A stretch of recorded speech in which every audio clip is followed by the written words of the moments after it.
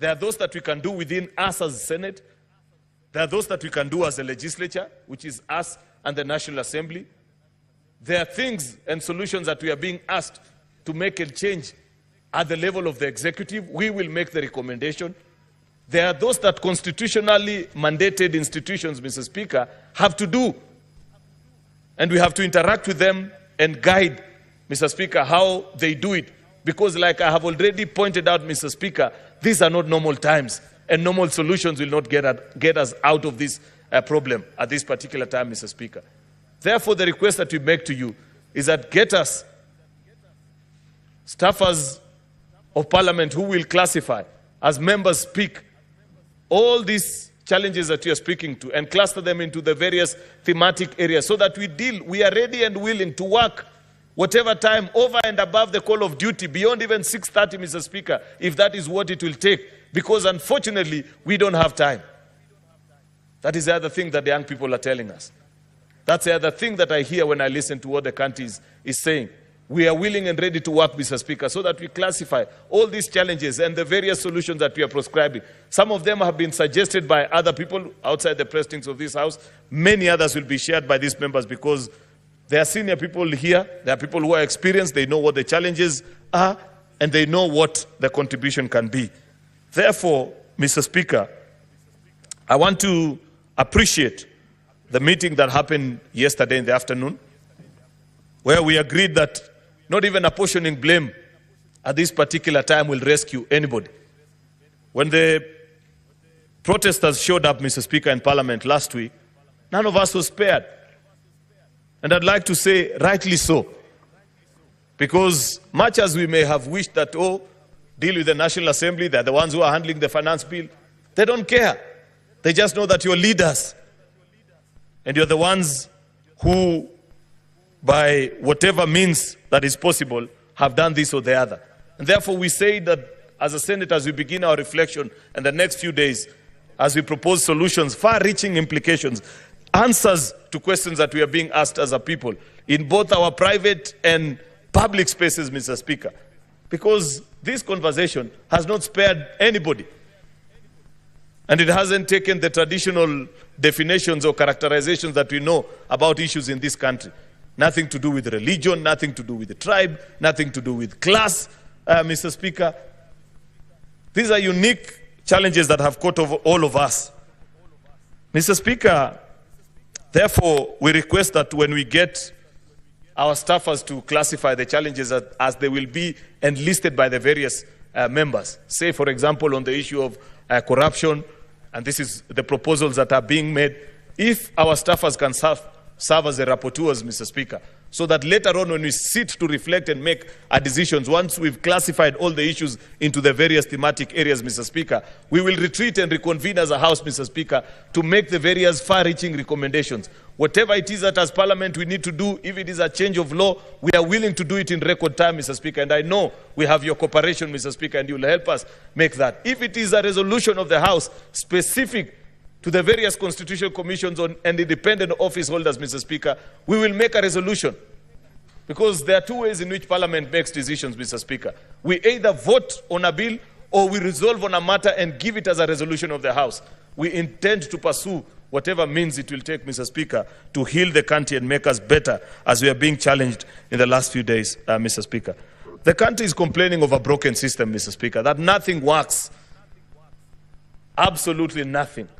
That this is a rigged economy where only those with proximity to power and the advantage unduly given to them by the spaces they occupy, either in public or private institutions, Mr. Speaker, are able to enjoy living in the country. And we are being asked to repair and fix it.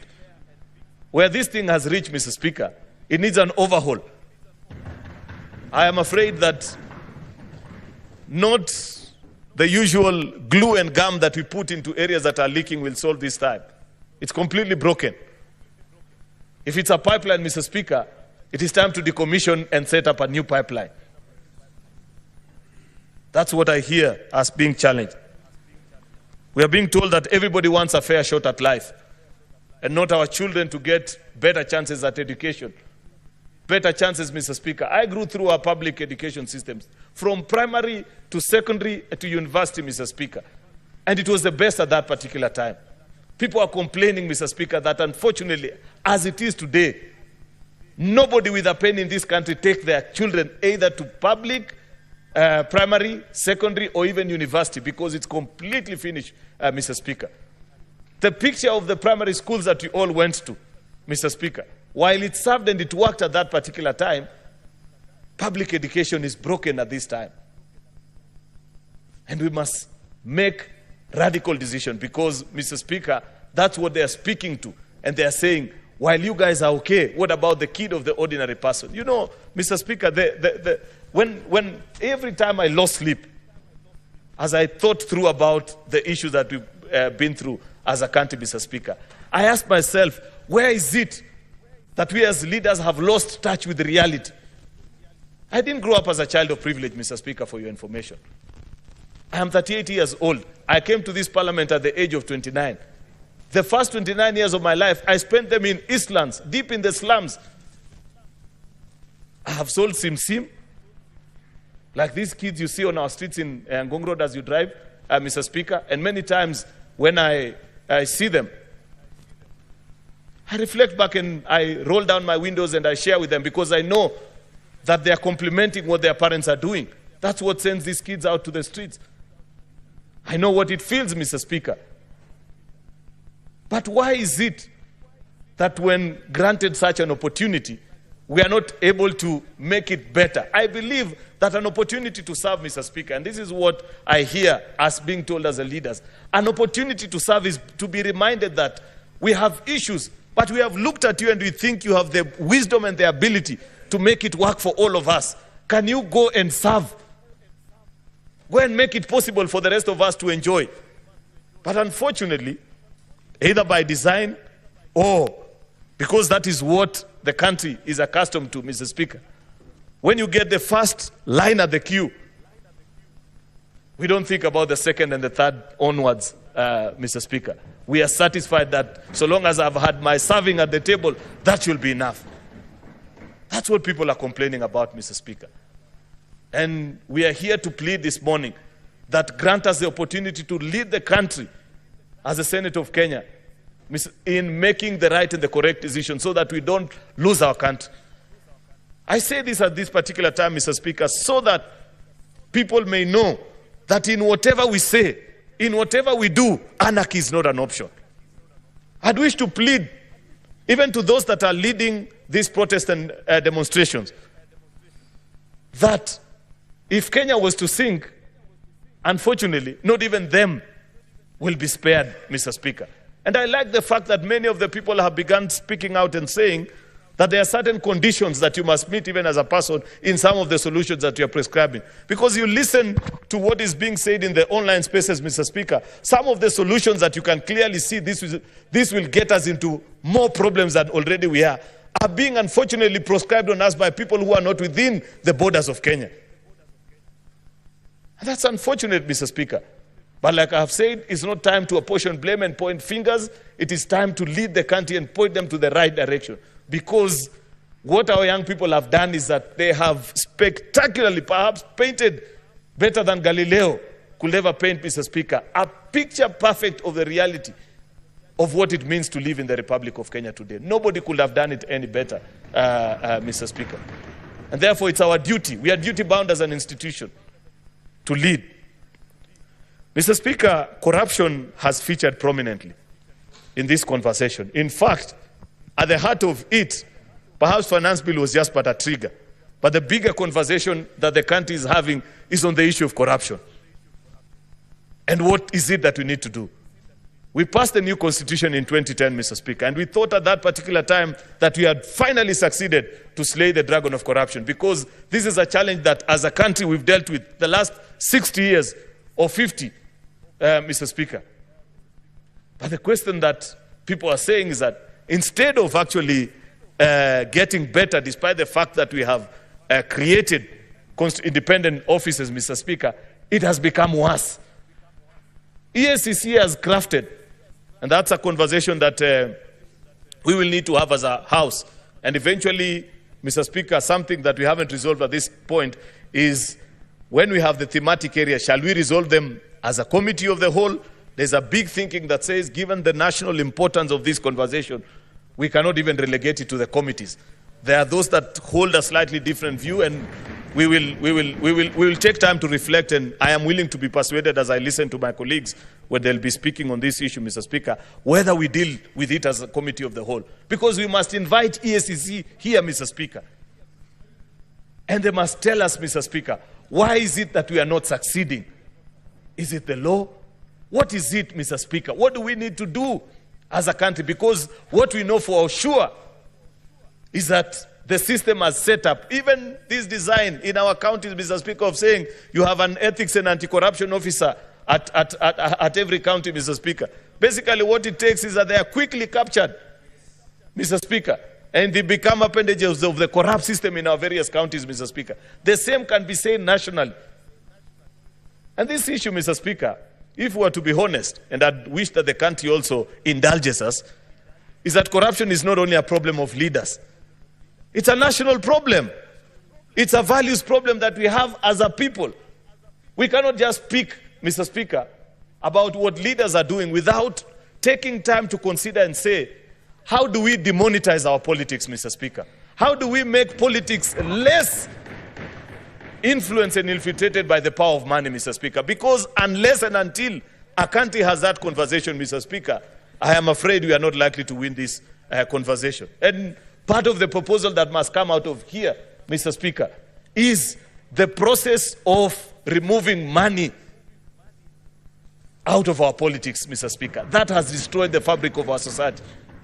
And I like the fact that listening to the president the other day, he said, and this is something that, a conversation that many of us have had many times, that even this issue of Harambee, the way it's being done, Mr. Speaker, this presentation of resources, Mr. Speaker, that perhaps it's time to ban it from us as public officials, so that when I go before people, I tell them about policies that I have made to make their life better, not the 2 million shillings that I'm carrying in my car to give them to build a classroom for them, Mr. Speaker.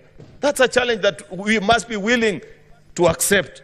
Because, Mr. Speaker, until, and I must repeat, until we demonetize our politics, Mr. Speaker, and the space of influence, it will continue to be a gold rush and the desire, Mr. Speaker, on every member. You know, people don't know that the cycle of and the life of a politician in this country, it involves running Monday to Thursday, collecting as much as you can, only to go and spend it on Friday to Sunday. And in fact, most of that money, Mr. Speaker, it doesn't even get to the houses of these members. People don't know. If a member makes perhaps $1 million within a week, they'll be very lucky if 100,000 makes it to do anything in their house. 900 of that money goes back to the constituency. Therefore, we must remove that demand. And this desire to see members of parliament and politicians and people who are in public offices, Mr. Speaker, as if they are tools for pushing resources and money. Until we do that, but that's just the effects. What we need to address here today is a structural fight, and those that are in the justice and, Mr. Speaker, law and order society, that they must come here and we must reveal to each other and tell each other, why is it difficult? EACC must appear before us, Mr. Speaker, and they must tell us this is what we need to do, so that we know, Mr. Speaker, why is it we are now in the third cycle of county governments, Mr. Speaker? Everybody knows why people can almost kill each other to be county governors, Mr. Speaker. But we don't have a solid case, not one, before any courts of law that can point out and say, this is what we have done as an institution. So that people know this is what we are doing. We will be willing, Mr. Speaker, because this has featured prominently. We are being even challenged, Mr. Speaker, as an institution on the things that we have done and said and the laws that we have passed. We must make it difficult. It must pain people, Mr. Speaker, to break the system after we repair it. It must, the punishment must be punitive, Mr. Speaker, so that it gets to a point where people fear. You know, people don't fear to be corrupt in this country because they know what is the worst that will happen. I will be taken to court, I will pay a bail, and I will walk scot-free. Chances are I'll enjoy that money until I die. EACC must come to us, Mr. Speaker, and tell us even this new jurisprudence that they are trying to establish, where somebody steals $1 billion, then says, I am willing to part with 300 million, and we remove the case. Unless we didn't read properly. But good leaders have said, this is not the time to apportion blame. If there are things that they want us to change, is it their budget? Is it the law as we defined it, Mr. Speaker? Let us listen with an open mind and say, tell us what it is that will respond to this particular issue. Mr. Speaker, the judiciary also has been very silent while all this has been going. In fact, the only thing I've seen the Chief Justice speak about was on the issue of abductions, and I think later on, when her chambers were raided, she issued a statement or something to that effect. But listening into what we are being told and the conversation going around, part of the broken system is our judicial system, Mr. Speaker. People know, Mr. Speaker, that even if you're taken to court, you can find your way around it, Mr. Speaker, that you can buy justice. A country that sells its justice, Mr. Speaker, is not a country. If I know that all it takes for me to get away with murder, Mr. Speaker, is sufficient resources in my bank account, then that is not a country. Judicial Service Commission, Mr. Speaker, just like us and all of us that are in positions of responsibility, Mr. Speaker, must engage and be willing to guide us and say this is what has happened. If you listen, as people who are speaking, people have shared their experiences, how they have been disinherited of properties that were left by their parents because a rich person showed up, Mr. Speaker, and as orphaned children, they could not put up a fight before our courts of law. That is not the foundation of a judicial system, Mr. Speaker. And we need time to reflect. JSC must tell us, what is it that we need to do, Mr. Speaker? Equal opportunities has featured prominently. Many people are saying, we know that all it will take for you to get an employment anywhere is to have people of influence. We have constitutionally mandated institutions, Mr. Speaker, NCIC, and so many others. Let's see the studies that they have done so far, out of the millions that we have sent to them over the years. Are they just collecting per diems and traveling to Naivasha? Or they have done a scientific study that can help us to appreciate? You know, the problem in this country, Mr. Speaker, is that people love proposing half solutions. And that's what we are being told, that that is not enough. It is not just enough to tell us that this community has this percentage of jobs, this one's has the other. Can you make recommendations? And we are willing to come and pass a resolution of the House, Mr. Speaker. If it is established, Mr. Speaker, that the community that I come from has more than an equal share of opportunities, Mr. Speaker, in the various cadres and levels of government, Mr. Speaker, let's pass a resolution here and say that until such a time that others get an opportunity equitably, Mr. Speaker, we don't give chance to those because, but unfortunately, Mr. Speaker, listening and reading the reports that have come from NCIC, it is so basic and it's like the person who designed it just wanted to appease people with little facts here and there, Mr. Speaker. Oh, Kikuyus have this percentage, Luos have the other. That's not enough. Break it down. Work like a serious institution. Tell us how many CEOs exist in public service. Give us their distribution. How many senior level managers exist? How many are ordinary clerks, Mr. Speaker? We could be talking about a particular community that has a certain share, Mr. Speaker, but they are all clerks and drivers. It's not the same. We need a more detailed study so that you lead us as a house into making this conversation. I'm trying to rush, Mr. Speaker, because I know time is not on our side. Governance on our value systems, Mr. Speaker, featured prominently in this conversation. And we must put it either by law, by design. What is it that you do as a public official when certain things are said about you? How is it, Mr. Speaker, that in certain countries, that you as a public officials, even when you're just accused of having an extramarital affair, forget about stealing public resources. The system is so advanced that you're challenged and are told, Mr. XYZ, if you cannot be faithful even to your partner, you cannot be faithful to your current, to the country, that your character has been found wanting. And people are asked to step aside on such occasions, and people do the honorable thing and say, I think I no longer enjoy the trust of the people. Allow me to pursue other things. On personal matters, I'm not talking about public issues, Mr. Speaker. The problem with us is even when we have been challenged on public issues, Mr. Speaker, we still want to stick and die until, you know, the famous quote that somebody once said, I'd rather die than resign. On debt, Mr. Speaker, I have a certain level of reprieve as a person, but it still doesn't help me. Like I said, these young people don't care, and the people that are speaking don't care, because on the 2 occasions that the debt question appeared before this House the last term, I voted against it, both to move it at 6 trillion and eventually when we moved it to 10 trillion, Mr. Speaker. But that doesn't help. That's history. We can point fingers and say, you moved, you did this or the other. It doesn't matter at this point. The thing we are being told first, Mr. Speaker, is that when Kenyans look keenly, they are trying to locate 10 trillion in the country, and they cannot see it. So they're asking, are you sure, first of all, that we owe 10 trillion?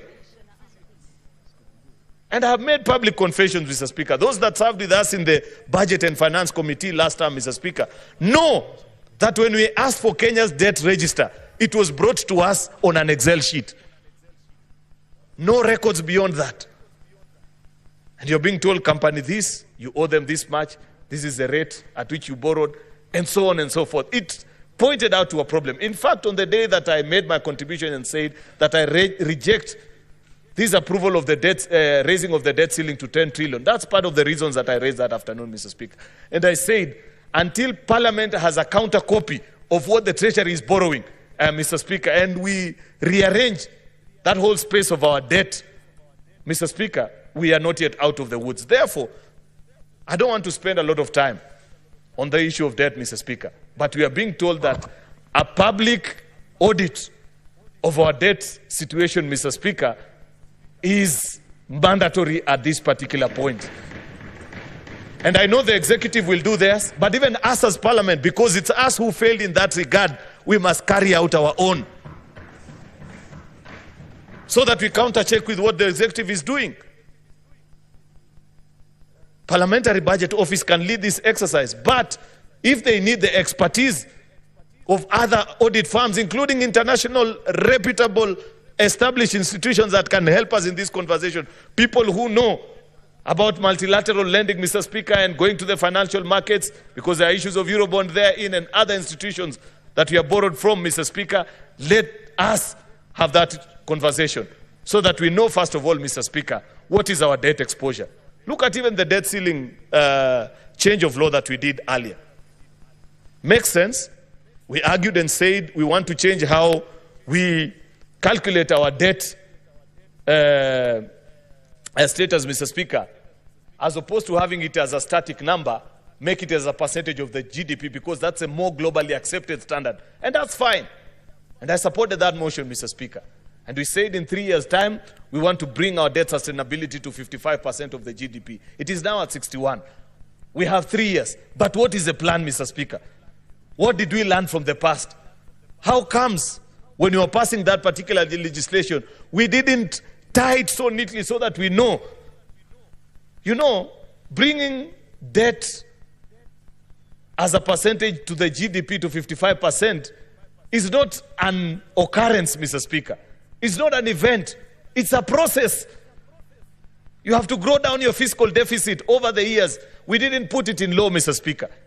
And it's not just enough for us to be satisfied and say that we have a promise that in 3 years' time, that's where we'll be. At the time of exiting this conversation, Mr. Speaker, we must tighten that law so that even as those that do our budget at the Treasury know that the maximum fiscal deficit that we can get for this year, 2024-2025, is this one. And you tighten it so that by you leave them with no option. So that by 2027, Mr. Speaker, when you're supposed to be at 55%, they have no option but to get there. But if we leave the law as it is, I can tell you for a fact that we will get to 2027, we will still be at 60, Mr. Speaker, or even more. if we don't change.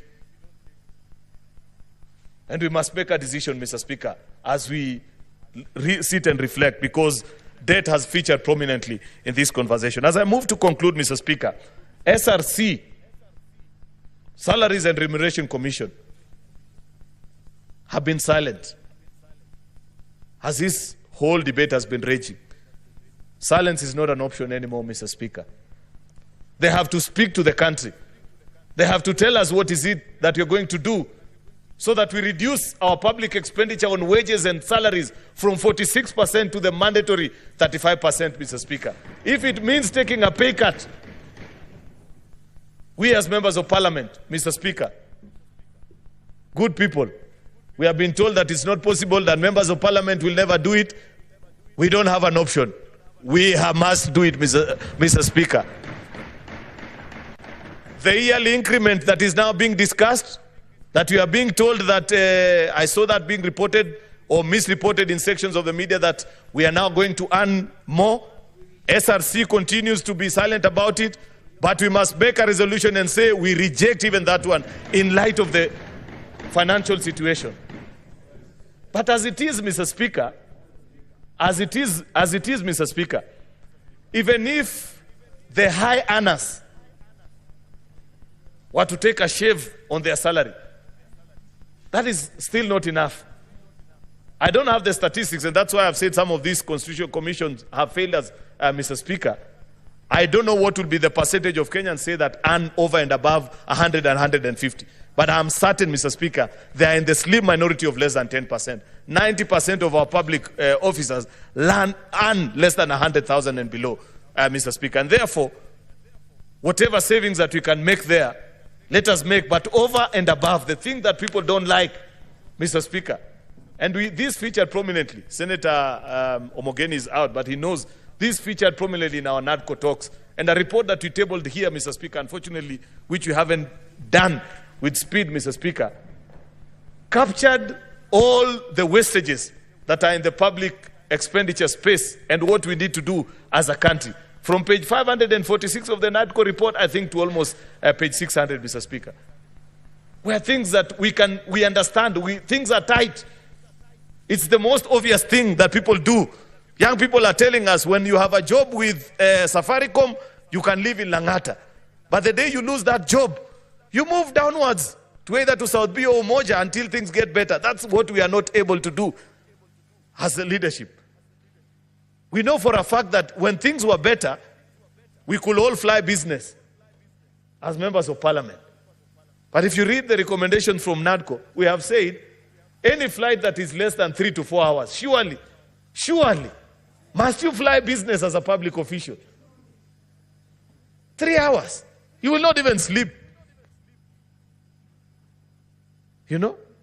And so many things, Mr. Speaker, recurrent expenditure and wastages. Institutions, even parliament.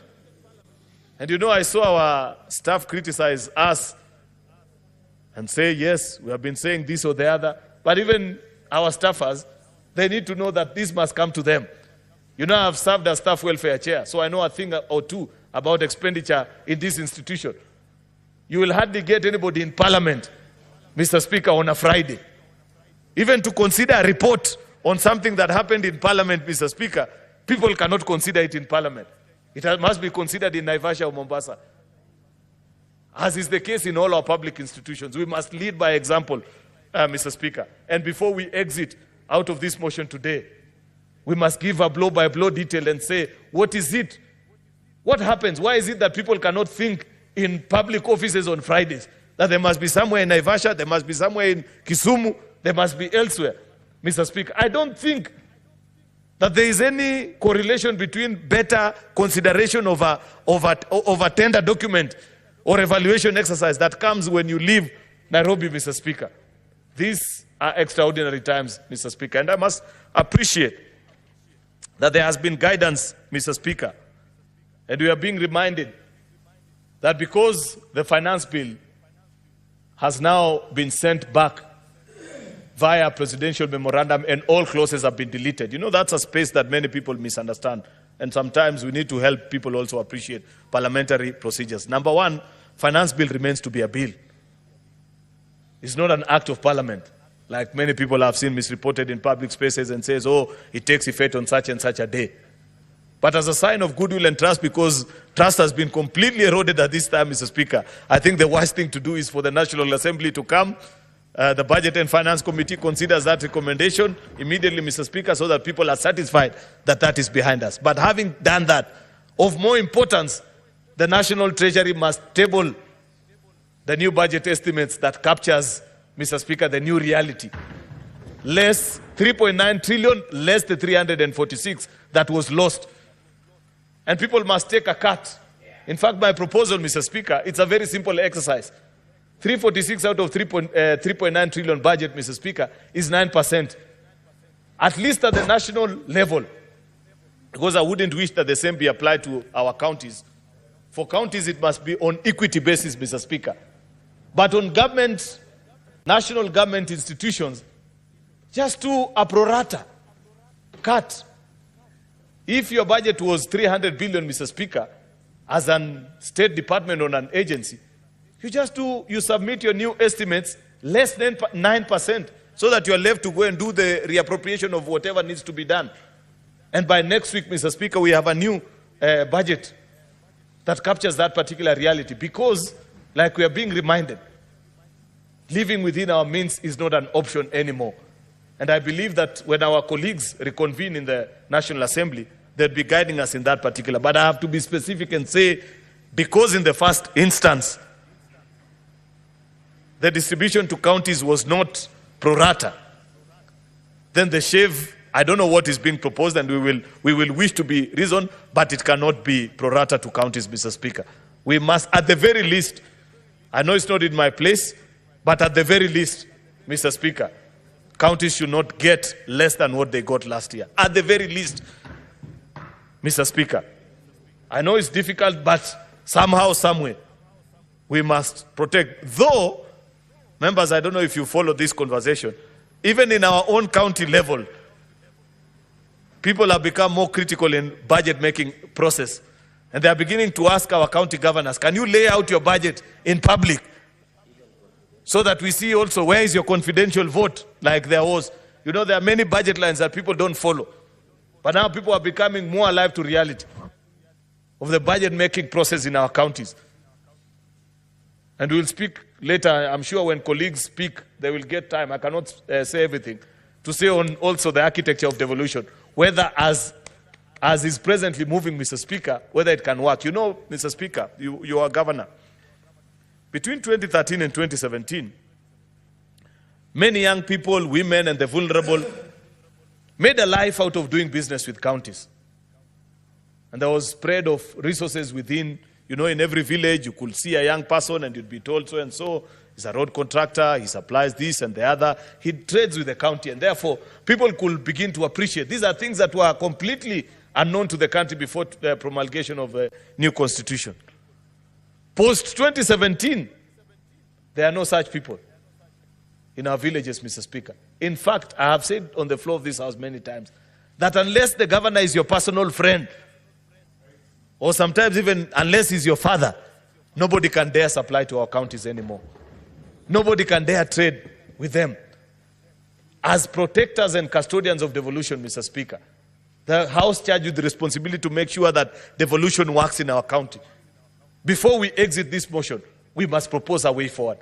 If it means forcing our governors to first clear all the pending bills that have been found to be eligible, Mr. Speaker, before rolling out any new development, so that you give life at least to the many women and young people, Mr. Speaker, that have lost whatever little savings that they had by trading with counties, Mr. Speaker. We must pass that particular resolution today, Mr. Speaker.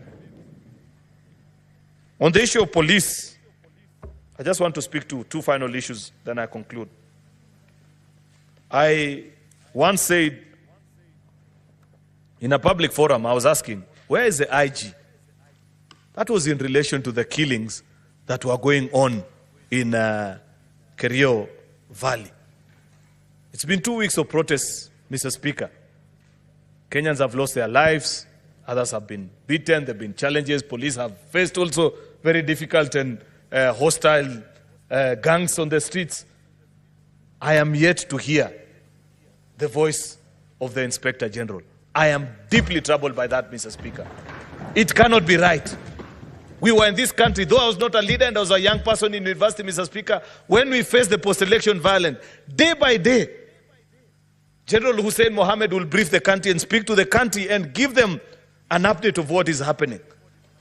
How can we face such a crisis, Mr. Speaker? Up to this particular point, I don't know what the Inspector General thinks. I don't know what is the challenge. We don't know these things that are being discussed. Mr. Speaker, the question at the back of my mind, is this really the right man for this job?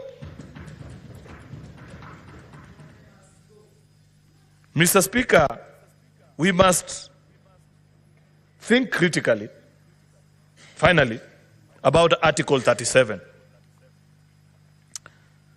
We have had conversations and debates here on this House, were the demonstrations peaceful or not. How is it that we continue to struggle as a country with this thing of peaceful demonstrations? What is it that we are supposed to do? Can't we guide and provide the way forward so that people can know that if I want to peacefully demonstrate as expected of me, under rights guaranteed under my constitution, what is it that we are supposed to do?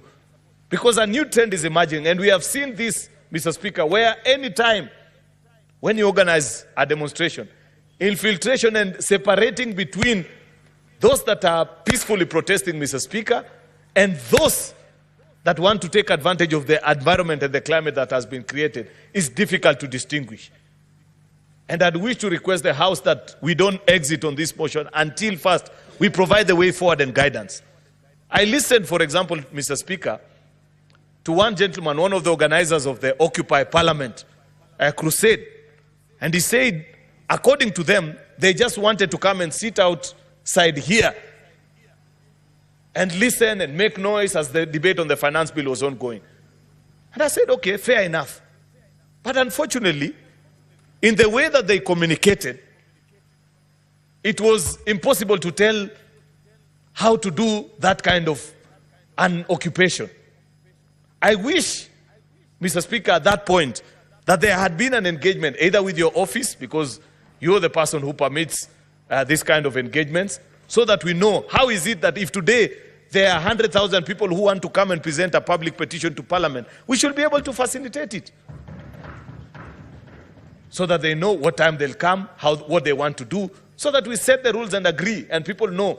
And we don't provide an environment or a climate that is right for people with sinister motives, Mr. Speaker. I know for a fact that it was not the design of the young people that wanted to protest outside Parliament for Parliament to look like it looks this afternoon. They had no intention of banning anything. I don't think it was in their design to destroy the amount of property that has been destroyed here. I don't think it was in their design, Mr. Speaker, for members to flee for their life. They wanted to come and present a petition. Therefore, we have to think and propose as a way forward of how is it that we can guarantee every citizen how we protect their rights, because there are two inherent dangers, Mr. Speaker.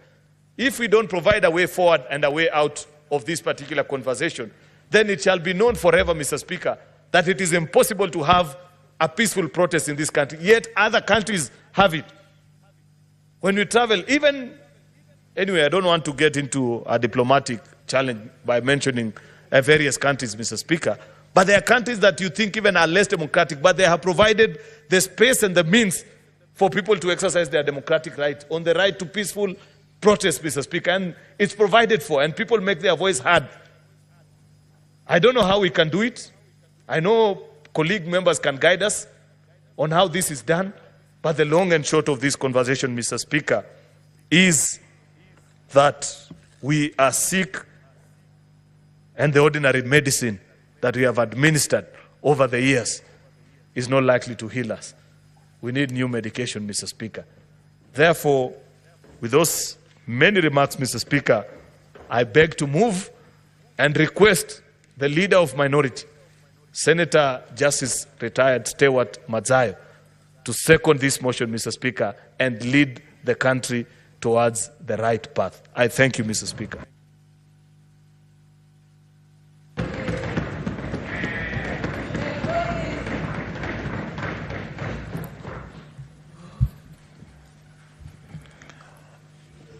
Asante Bwana Spika.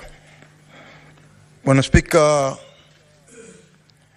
cha kwanza ningependa kuunga mkono hoja hii. Mswada huu naunga mkono kwa sababu unakuja katika wakati unaofaa. Bwana Spika, nasimama hivi leo hapa ndani ya bunge la Senate nikiwa na majonzi makubwa sana. Tukiwa na majonzi sisi kama bunge la Senate kwa sababu hivi sasa Kenya imeweza kupoteza maisha ya watoto wa Kenya 39. Na vile vile tukiangalia katika mahospitali yetu yote katika Kenya, kuanzia sekta zote katika Kenya, kama ni kuanzia baharini mpaka Lake Victoria, kuanzia ukumbi wa magharibi mpaka mashariki, Kenya nzima katika kila mahospitali kuna watu ambao wameketi huko sasa, nambari 361 ambao wameweza kufanyiwa matibabu. Wengine wamekatwa maguu, wengine wamekatwa mikono, wengine wamefanyiwa operation za tumbo, vichwa. Hivi sasa wako na majanga ya maumivu wakiwa wamelala katika hizo hospitali. Bwana Spika, ni jambo la kusikitisha sisi kama bunge tukiwa hapa kuona kwamba nchi yetu inaenda njia ambayo sio. Na kunao muhimu zaidi kuweza kuona ya kwamba tumeweza kuregesha nchi imeenda katika njia inayofaa. Bwana Spika, kitu cha kwanza, tuko na vijana katika Kenya ambao ni vijana wadogo, vijana mabarobaro ambao wao ni Genz. Hao vijana mabarobaro, Bwana Spika, wamekuja barabarani, wamekuja kwenye maandamano wakiwa wao wako na chupa za maji wameshika katika mkono wao wa kushoto, na upande wa kulia wameshika simu ili kuweza kurekodi ile historia ambao wamekuja barabarani wakifanya maandamano wakidai haki za kila Mkenya ziweze kutendeka. Bwana Spika, hawa vijana wa Genz hawana ukabila, hawana ujamaa, hawana undugu. Wao wanajuana kama Wakenya. Wao wanajuana kama Wakenya ambao ni ndugu moja, ni watu wanaishi pamoja, ni watu nchi yao ni hii Kenya, na hata Kenya ikiharibika hawana nchi nyingine ambao watakimbilia. Kwa hiyo wamekuja kutengeza historia na kurekodi historia kwa sababu wanadai haki zao. Bwana Spika, jambo la kusikitisha, tunaona kwamba polisi ambao ni utumishi kwa wote wakiongozwa na Inspector General Kome walitumia nguvu kupita kiasi kuweza kusimamisha maandamano haya ambayo yalisababisha vifo, ambayo yalisababisha watu kuumia. Hivi sasa tunavyoongea kuna watu pengine wamekatwa miguu, wamekatwa mikono, tumbo zao hazijulikani kama watapona namna gani. Na kufikia sasa, Bwana Spika, ni jambo la kusikitisha. Na mimi nataka kusema ya kwamba wazee wote, wakina mama, poleni sana. Sisi kama bunge la Senate tuko pamoja na nyinyi katika barabara hii, na tunaendelea kusupport hao vijana kwa sababu ya kwamba maandamano yao yako katika sheria na yako ndani ya katiba. Bwana Spika, nataka kusema ya kwamba inajulikana kiwazi sababu ya haya maandamano.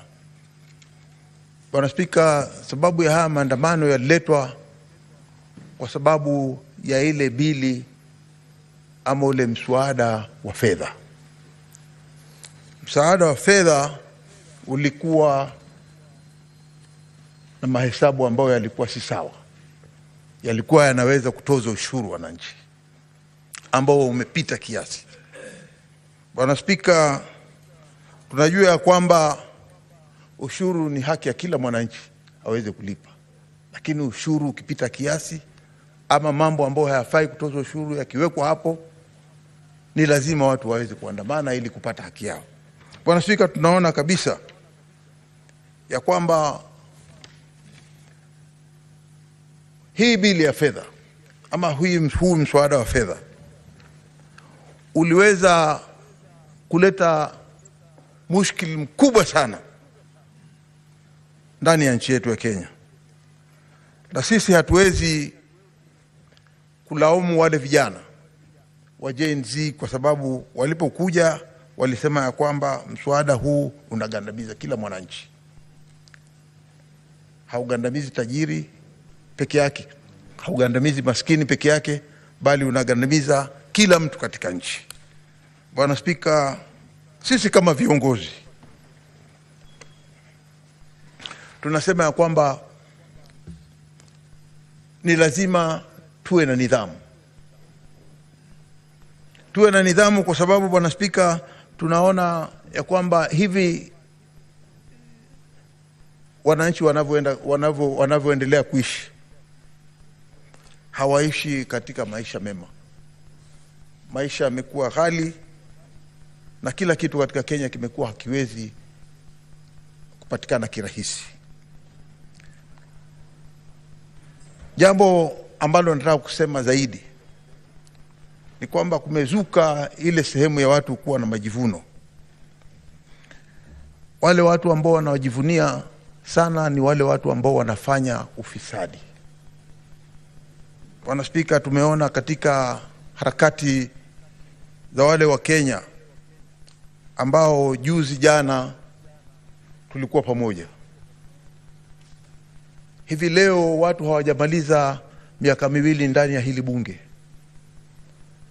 Tunaona ya kwamba watu maisha yao wamegeuka. Wamekuwa matajiri zaidi ya vile inatakikana.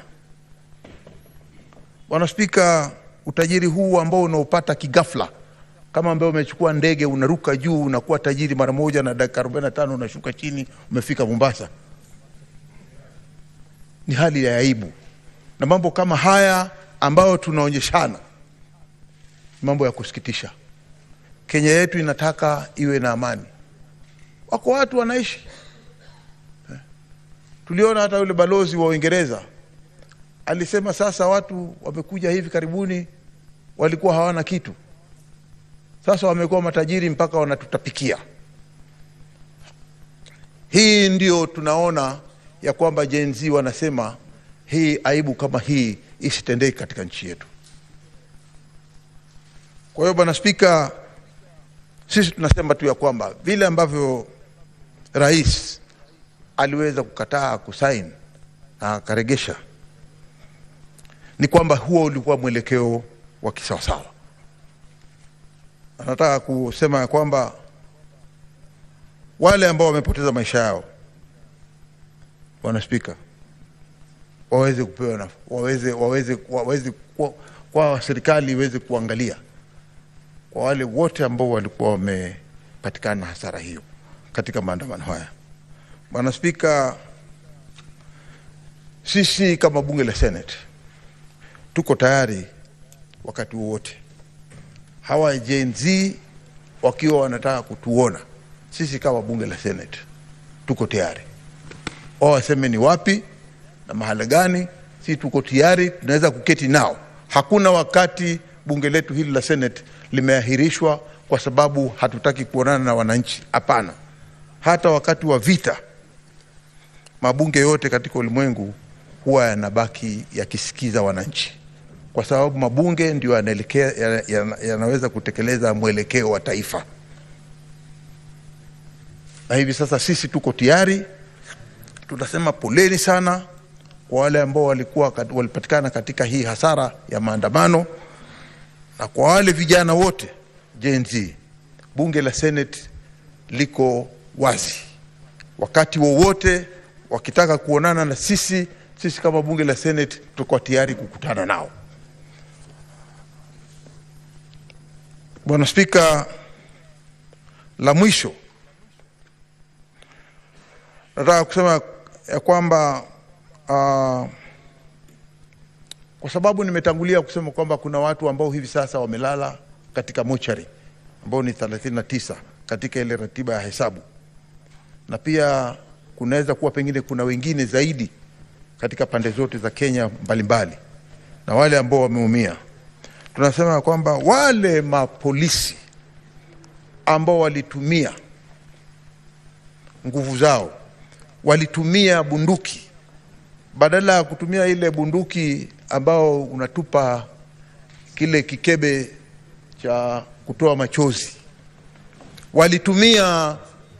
waliweza kutumia bunduki zile ambazo ziko na risasi na kupiga hawa wananchi ambao walifariki. Tunasema ya kwamba hao polisi hatua lazima ichukuliwe na washikwe, waweze kupelekwa kotini, wachajiwe na makosa ya kutumia bunduki ama kutumia nguvu zaidi na kuumiza wananchi ama kupoteza maisha yao. Kitu cha pili, nataka kusema kwamba wale wote ambao wameshikwa wako ndani hivi sasa, wameshikwa kiholela, aidha kutolewa katika gari kama vile tuliona yule mbunge wa zamani alivyotolewa. Tunasema ya kwamba wale wote ambao hivi sasa wamewekwa ndani korokoroni kwa makosa haya ya kuandamana tu, tunasema ya kwamba hao watu wawachiliwe mara moja.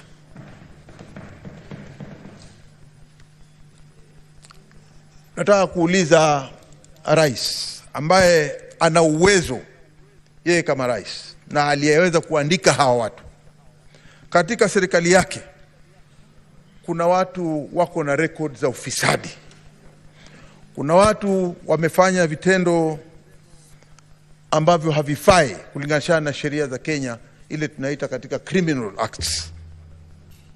Ikiwa hao watu wako katika serikali yako, afadhali awachishe kazi mara moja. Vile vile tunasema ya kwamba jambo lingine ni kwamba ile bili ya IEBC hivi sasa ambayo iko kwenye mikono yake, iko katika mikono ya rais, ako nayo kuondoa hili vuguvugu la kwamba hutaki kusaini ama huwezi kusaini ama kuna tashwishi yoyote. Wananchi hivi sasa wanataka hiyo IEBC iwekwe ndani, ikuwe sheria mara moja, ili mambo ya Kenya yaweze kuendelea kulikana na uchaguzi katika yale maeneo ambayo hayana wabunge ama hayana wale watu wanaowakilisha. Kwa hiyo aiweke kidole mara moja. Kuna wale walimu wa JSS na wale madaktari ambao wanamaliza, ambao wamepita mitihani yao, hawa ni lazima waandikwe mara moja. Na mwisho pia ile program ambayo ilikuwa inasaidia watoto wa watu wasiojiweza maskini kama school feeding program, hiyo iregeshwe mara moja ili watoto waweze kuenda skuli wakijua watapata chakula. La mwisho, lakini la mwisho na muhimu zaidi, ni kwamba sisi kama wabunge wa Senate, nakubaliana na alivyosema kiongozi walio wengi, vile watu wanasema kwamba ati mishahara inaongezwa. Bwana Spika, mimi nasema kwamba sitaki mshahara wangu uongezwe. Bao ilikuwa sisi tupewe kama wabunge wa Senate, na najua ndugu zangu maseneta wako hapa, tuna shida za pesa ndio, lakini nina hakika watakubaliana na mimi ya kwamba si wakati mzuri sasa sisi kuongezwa mishahara. Haifai, hatuitaki, tumekataa. Ndugu yangu Hadwale, utakubaliana na mimi ya kwamba ushakula chumvi ya kutosha. Mshahara hivi sasa ukae kando, wapewe wale ambao hawajiwezi, ili waweze kuendelea na maisha yao sawa sawa. Ama ile pesa ambayo ingepewa katika mishahara ipelekwe kwa hawa ambao walipata majeruhi, wale ambao wamefariki, wale ambao wako na shida zao, ziende huko ili ziweze kuwasaidia. Bwana Spika, huu ni mswada ambao uko na maana sana. Na sisi tunajua, tunaita uwiano, tunajua sote ni wa Kenya. Kenya ikiharibika itakuwa ni nchi yetu. Hatuna nchi nyingine ya kwenda isipokuwa kubaki hapa ndani ya Kenya. Kwa hiyo tunatakiana kila laheri kuona kwamba serikali yetu na watu wetu wa Kenya tumekaa pamoja kama ndugu moja, tuwe na amani, tupendane, tuweze kuregesha nchi yetu katika njia ya amani na mwelekeo. Asante sana Bwana Spika. Naunga mkono.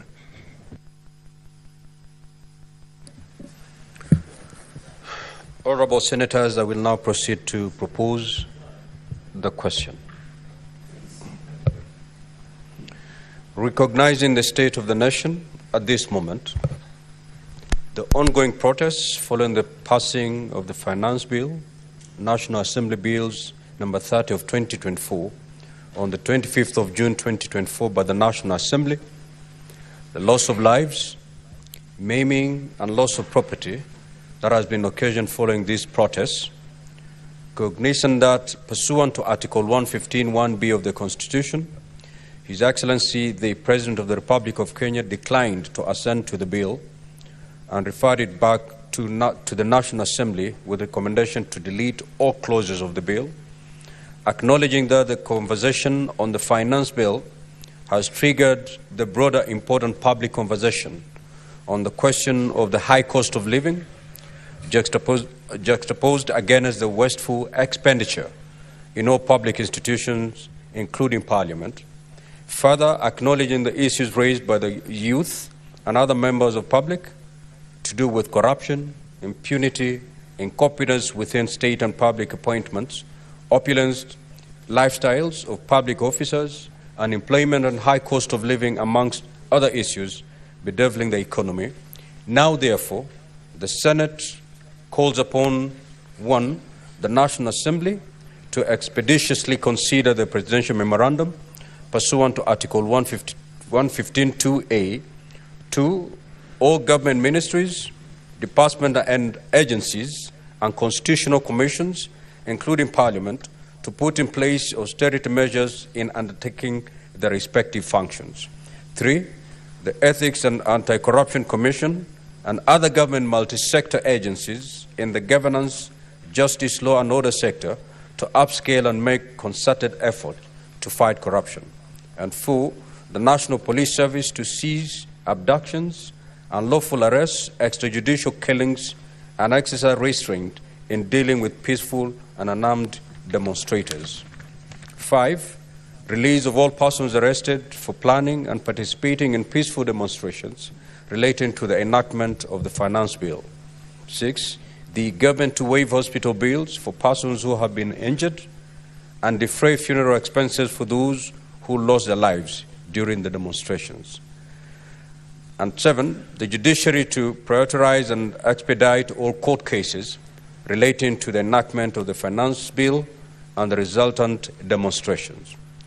2, considers all the challenges facing the country and makes necessary recommendations to address them. Now the floor is open. I call upon Senator Boni of Kakamega to take the floor.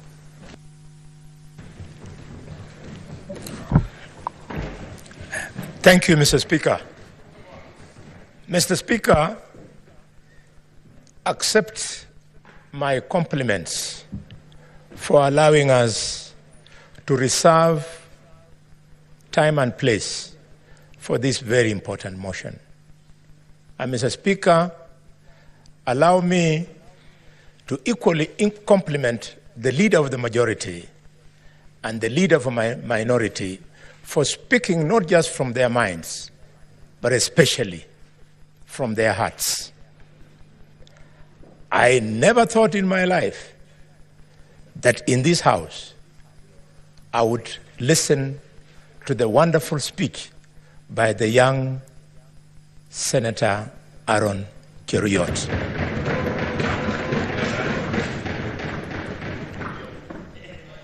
We have been trying to steer this parliament in that direction, and some people wanted to read defiance. No. Listen to the words of the leader of the minority. He is telling the Gen Z that at no time in this parliament have we ever locked anybody from accessing us. They didn't have to lose lives, lose limbs, result in loss of property for them to have an opportunity for a photo session in this house.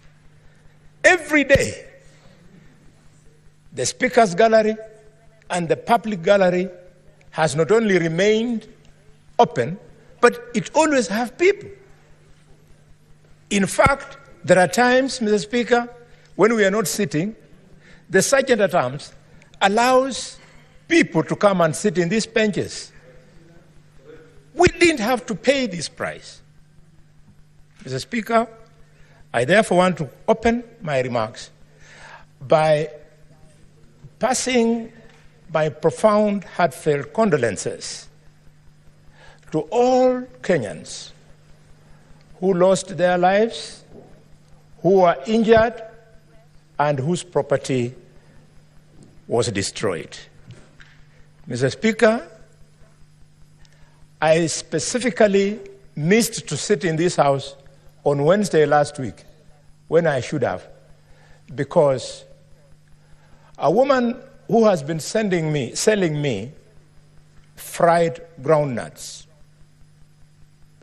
and oranges in Kakamega, Caroline Shiramba, was shot dead. She sells outside the office of the governor.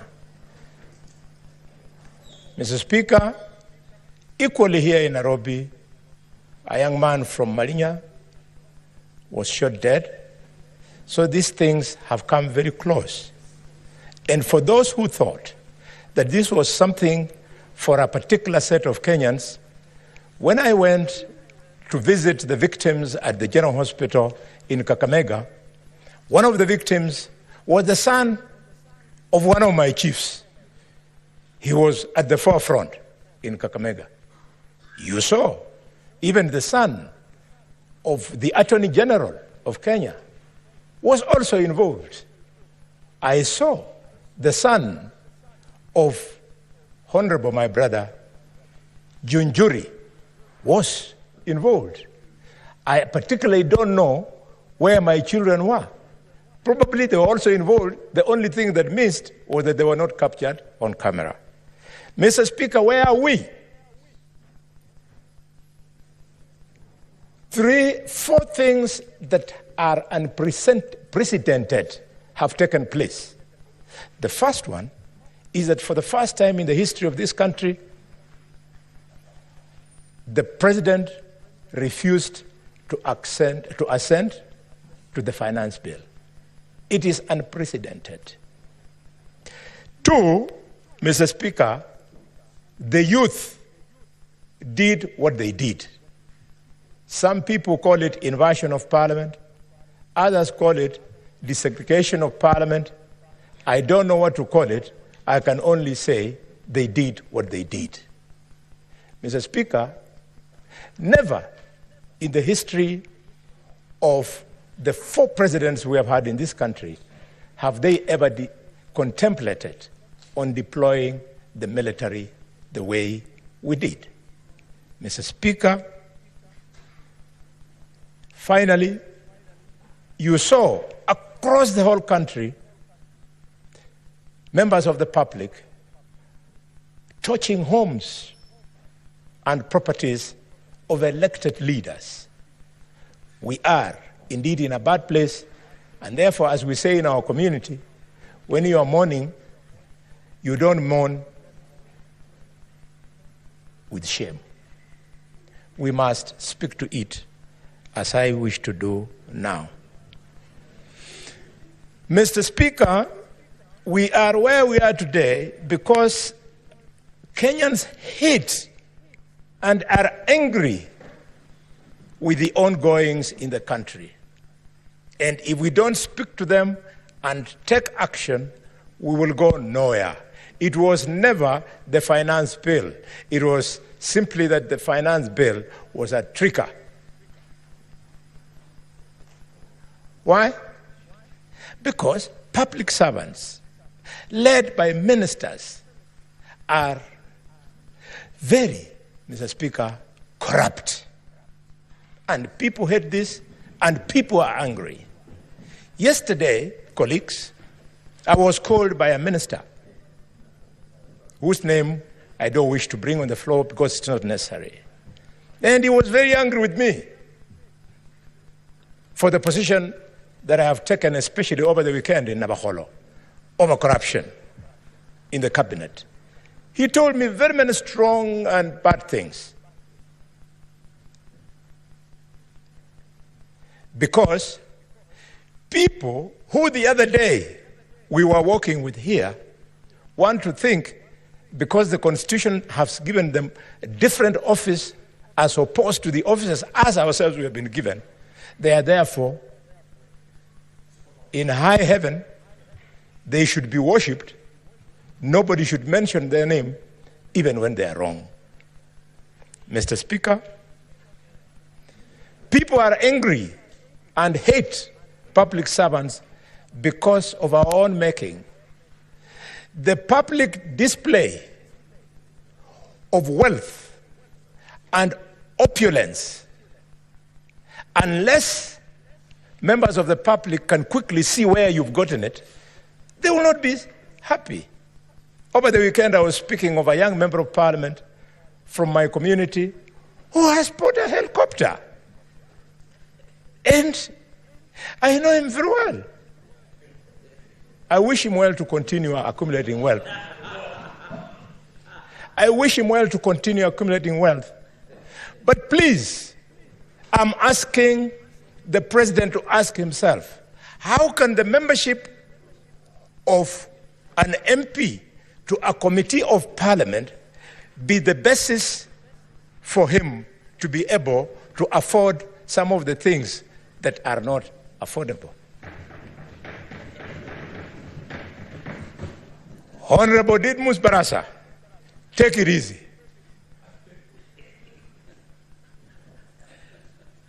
Those helicopters will not change your life.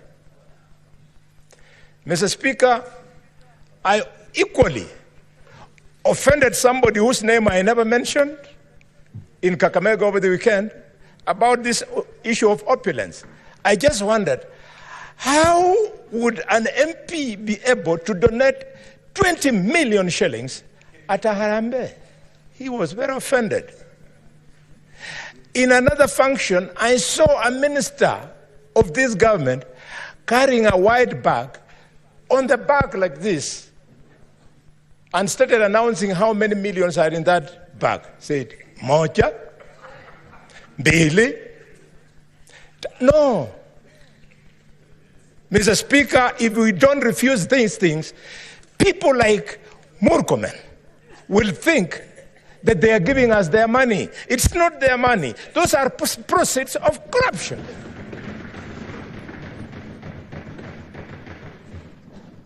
This House is saying no. Because of that anger, look at what our children did. Mr. Speaker, people are angry and hate us as leadership because every weekend, helicopters, they crisscross the skies, all of them going to functions where these millions are being dished. Mr. Speaker, the fuel guzzlers that we drive, I know if you go to this parking, Mr. Speaker, you can see the difference between the vehicle four-wheel drive driven by your senators compared to those ones driven by members of the National Assembly. Yes. In the parking of the Senate, yes, you see Prados. Yes. But in the parking of the National Assembly, you see high-end vehicles that sometimes you only see. And why, Mr. Speaker? because of an unconstitutional fund called CDF. That unconstitutional fund, the courts made a pronouncement that it was unconstitutional and illegal. How did we respond as Parliament?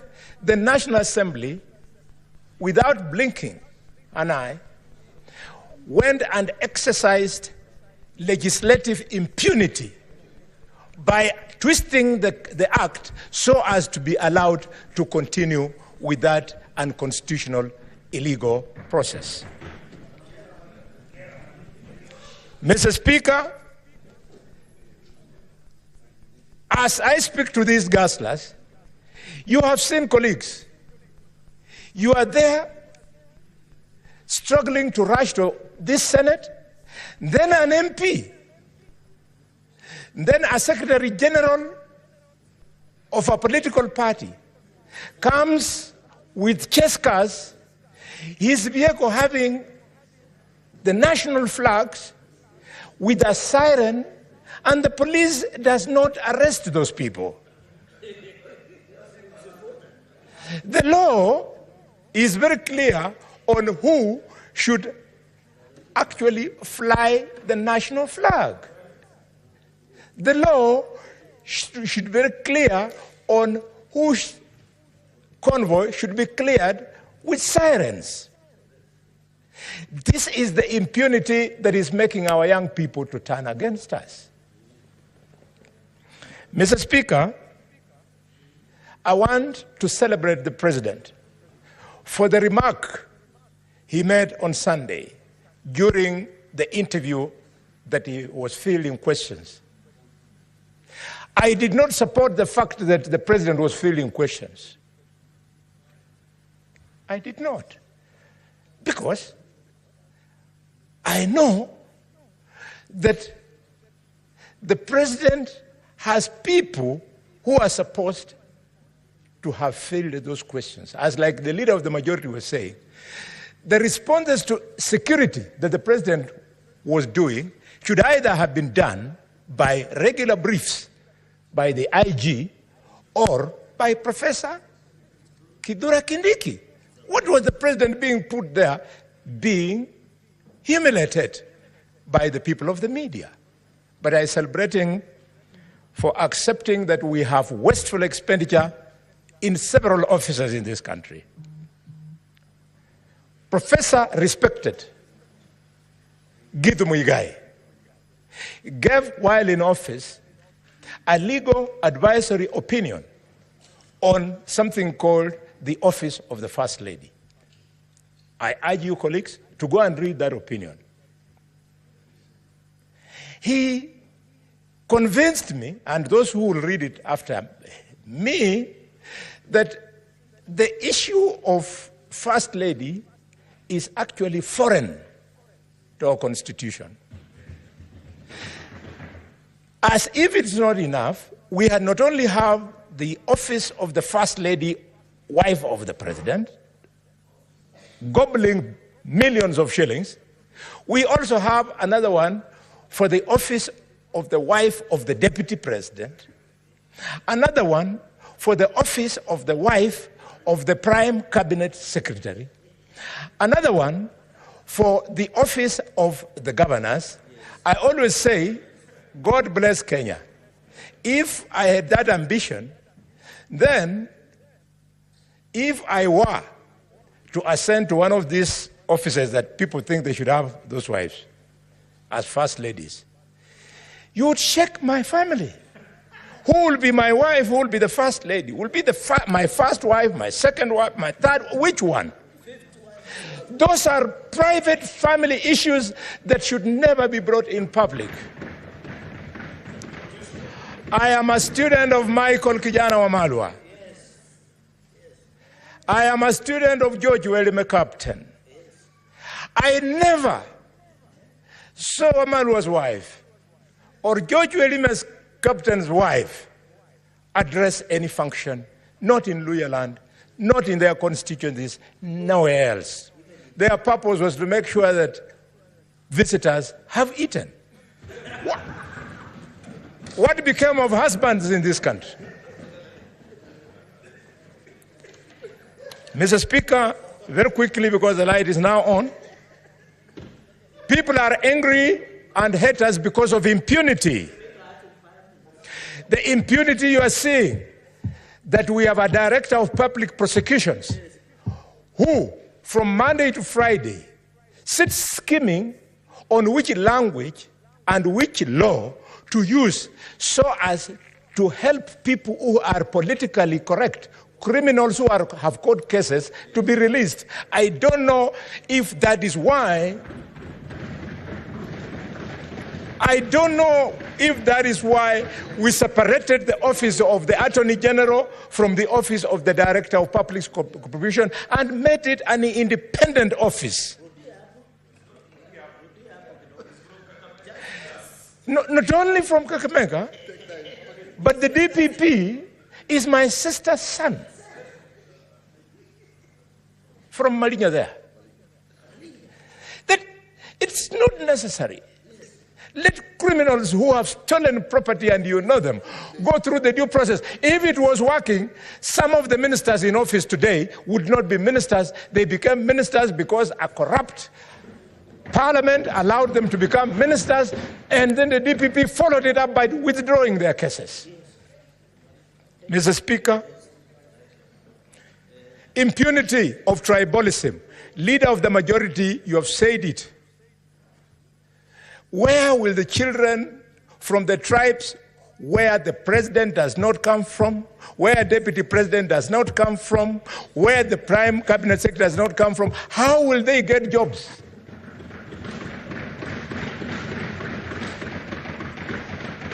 Mr. Speaker, they hate us because of the impunity of nepotism.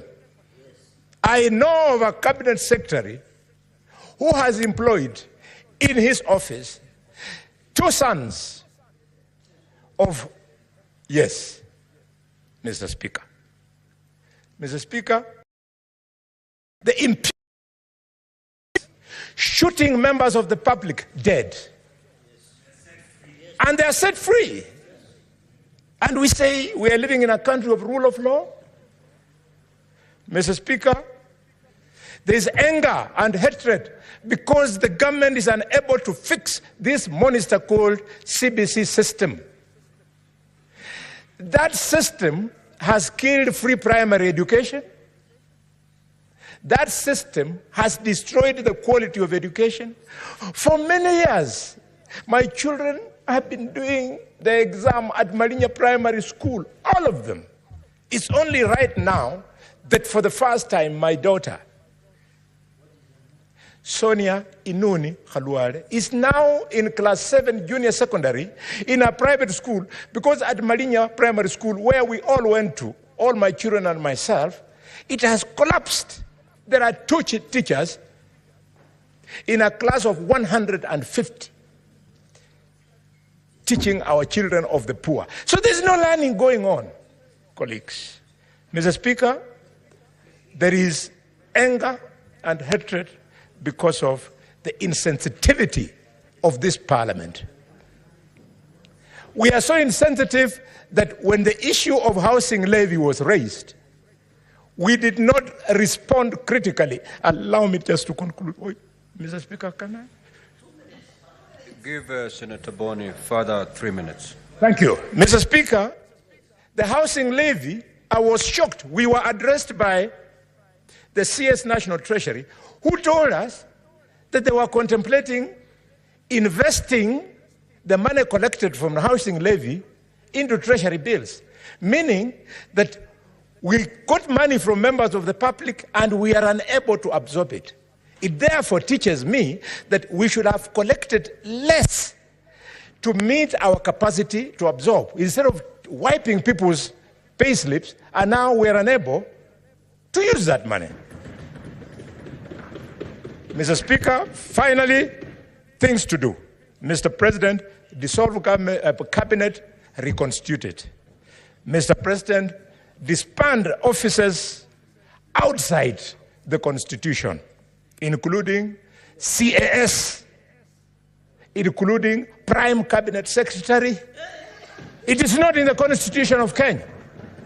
Mr. Speaker, including officers of First Ladies, including, Mr. Speaker, advisors. If advisors are useful, then what David Lee is doing is not advice, is misadvice.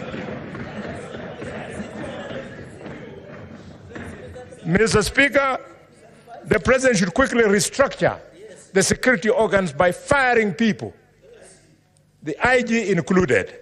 And finally, but not least, all the Sky teams must be grounded.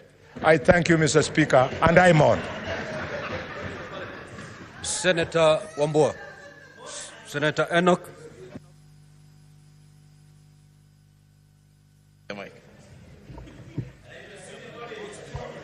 Yeah?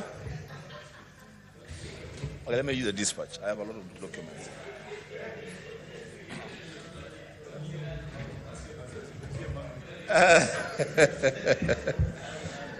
Mr. Speaker, I thank you.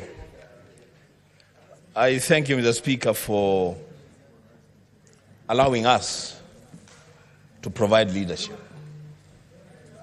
Mr. Speaker, we are doing this at a time that the people of Kenya feel, and rightfully so, that leaders have used them and dumped them.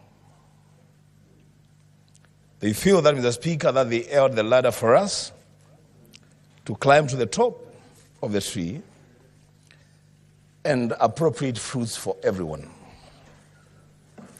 But when we got to the top, we kicked the ladder and we are eating the fruits alone, enjoying the fruits of their labor and vomiting on their heads. Mr. Speaker, this is a time of crisis. And at a time of crisis, the leadership must be demonstrated. We are here, Mr. Speaker, as the upper house, as senators of the Republic of Kenya, to provide that leadership. Mr. Speaker, we are hearing a lot of things from young people, from our constituents, and we cannot pretend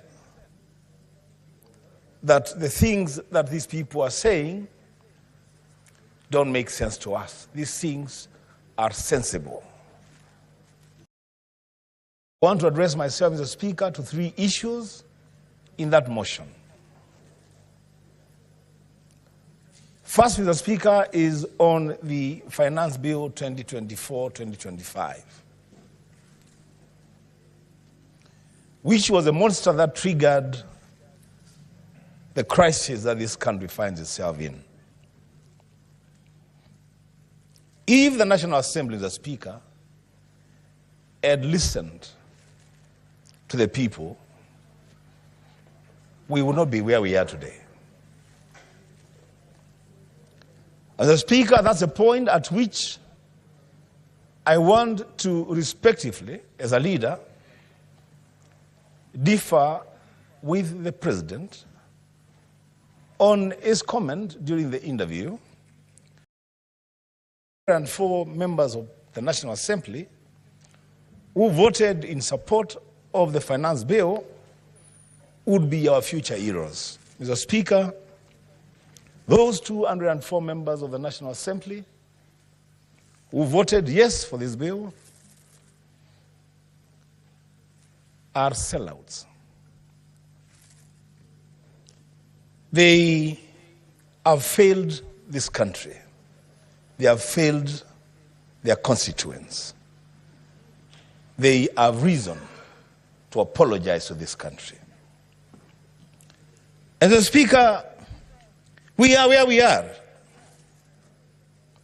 deep into a crisis that threatens to tear our country apart. The young people on the streets are the true patriots, people driven by a deep sense of love for their country. They don't want their country to go to the dogs. They love their country. They love their lives. They have a future to look into. The Speaker, I must applaud this upper house of the Parliament of the Republic of Kenya for at a time like this, because this is what is required of leadership. The leaders in the lower house, whose action has brought us where we are, have run away.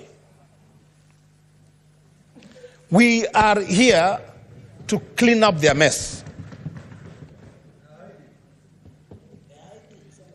They should forever occupy their space and listen when the people of Kenya speak. They must listen when the upper house speaks. Mr. Speaker, my reading of Article 115 of the Constitution on presidential assent and referral tells me that, Mr. Speaker, we have a window to take possession of the finance bill referred by the President to Parliament and deal with it. Why do I say this, Mr. Speaker? I say this, Mr. Speaker, because the article deliberately says that the President shall refer the bill back to Parliament for reconsideration. Article 93 of the Constitution is both the National Assembly and the Senate. Mr. Speaker, lead with courage. Bring that bill to the floor of this House this afternoon or tomorrow, and let us deal with it. Mr. Speaker, on the matter of the austerity measures as captured in the motion that we are debating today, first I want to call out the SRC, led by Lynn Cherop Megich. You are completely out of order. Completely out of order. How dare you publish salary increments for public and state officers at such a time as this?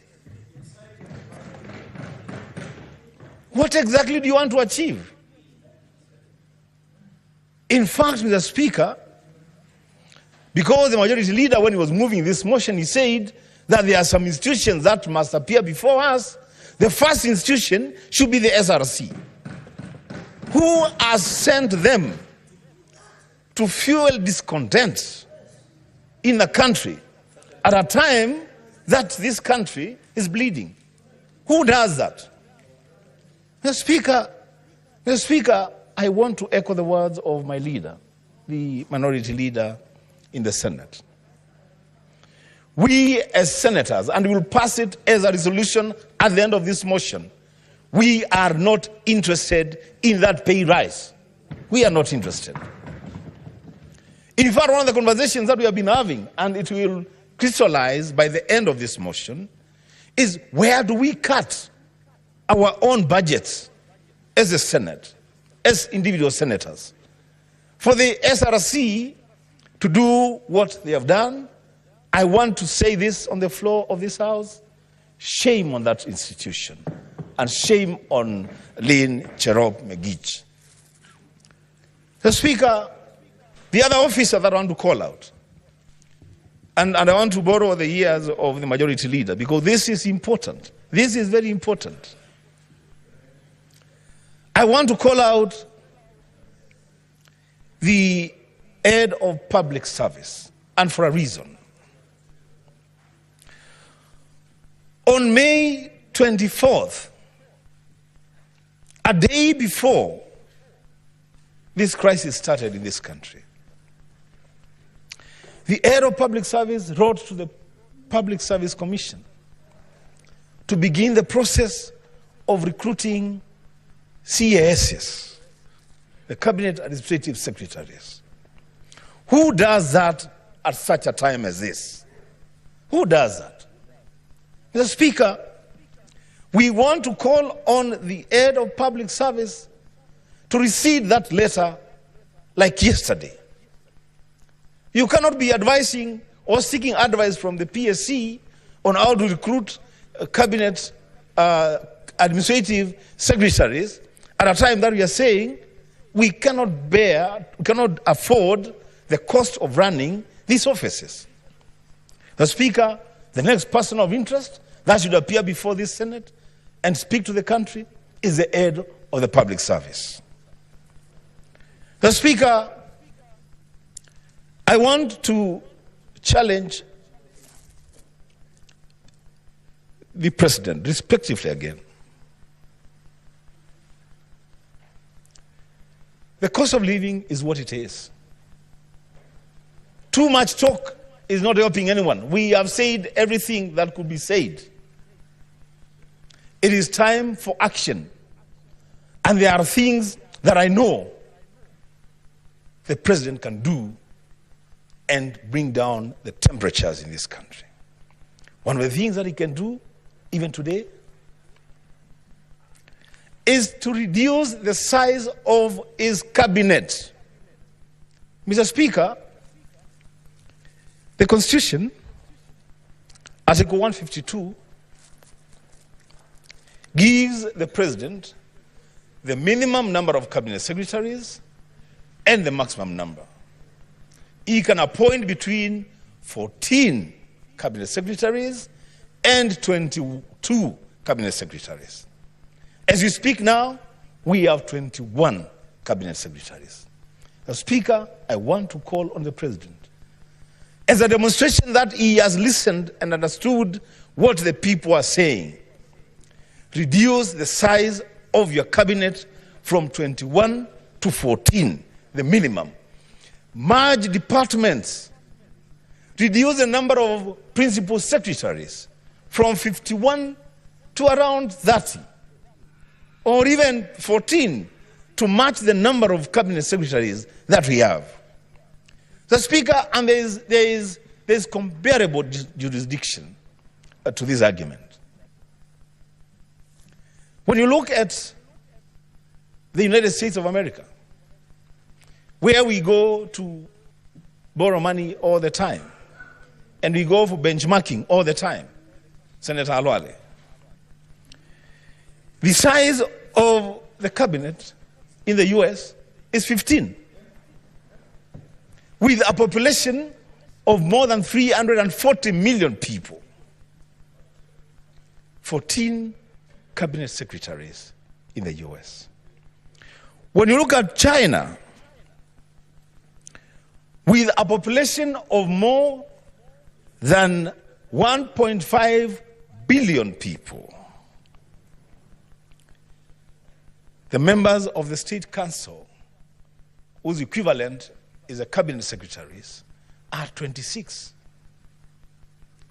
What are we doing with 21 cabinet secretaries with a population of less than 60 million people and an economy that cannot support that kind of expenditure? The Speaker, let us reduce that number. The Speaker, on the matter of security,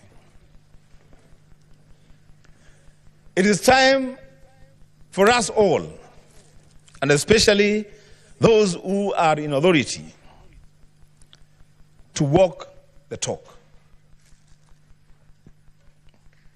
As I said, too much talk is not helping anyone. I'm hearing of the usual threats that those who break the law will face the full force of the law. That as we carry out these investigations, no stone will be left unturned. Mr. Speaker, those things stopped making sense a long time ago. It is time for action. This sitting of the Senate is a call to action both from us and those others who are in positions of responsibility. Mr. President, if you love your country and you have listened to what the demonstrators are saying,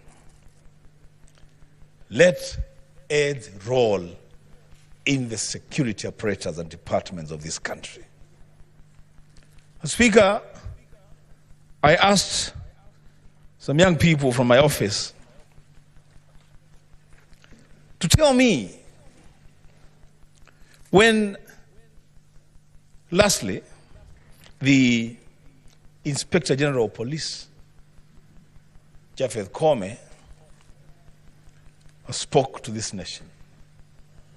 And they went to the archives and they have told me that the last time that the IG spoke to Kenyans was on 17th of April 2024.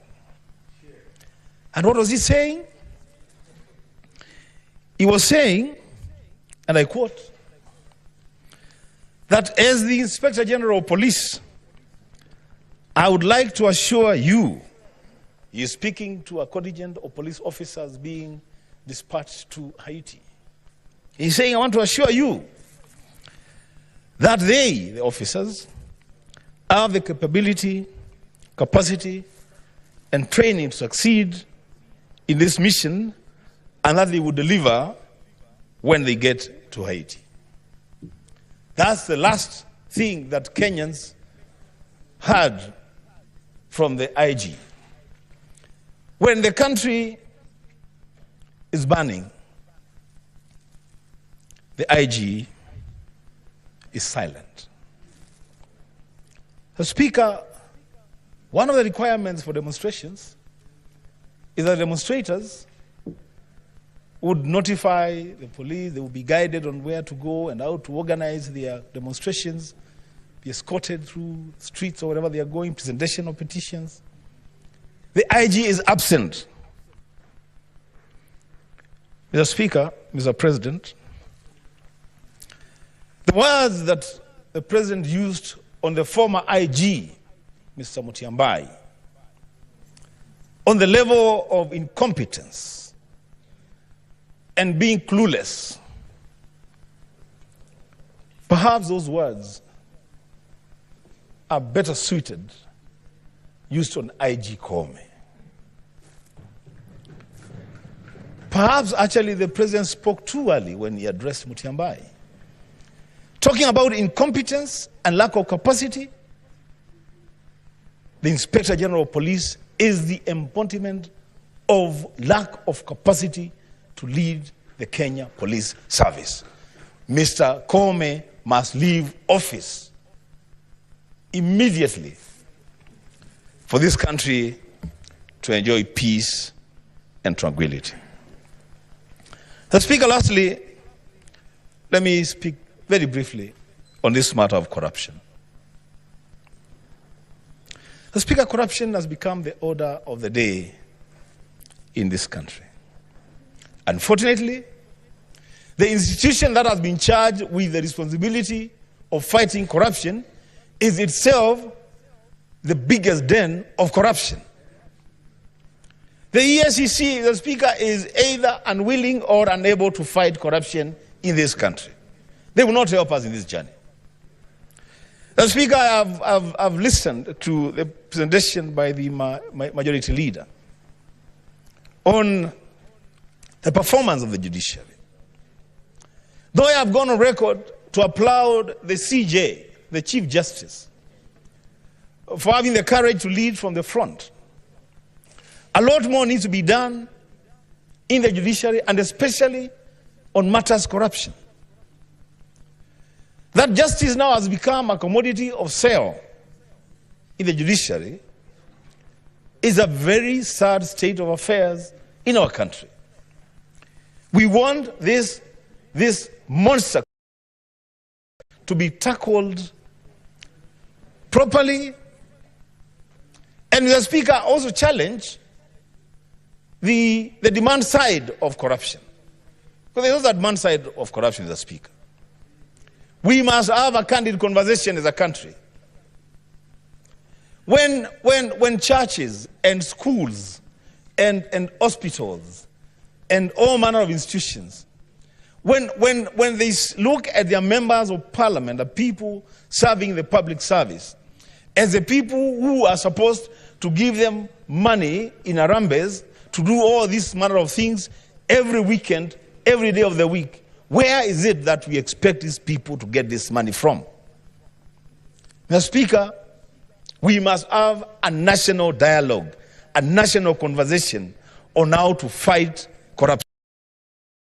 But lastly, Mr. Speaker,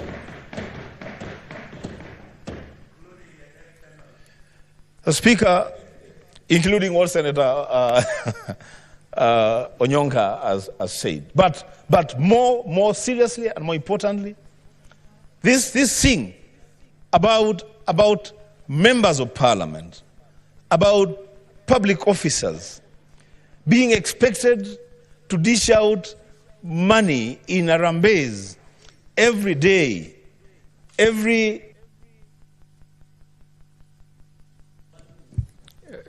Let's add 2 minutes for the Senator to conclude.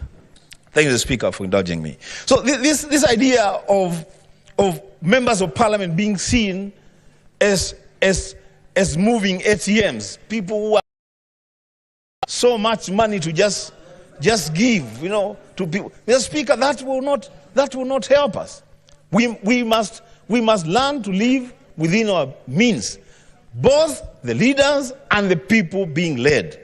Let people not expect too much money, too much contributions from members at a time that we are saying we must uphold austerity for this country to move forward. Lastly, Mr. Speaker, as the majority has said in moving the motion, let us now have a new budget estimate tabled before Parliament so that now we can debate and pass a budget that reflects our ability to finance our own operations.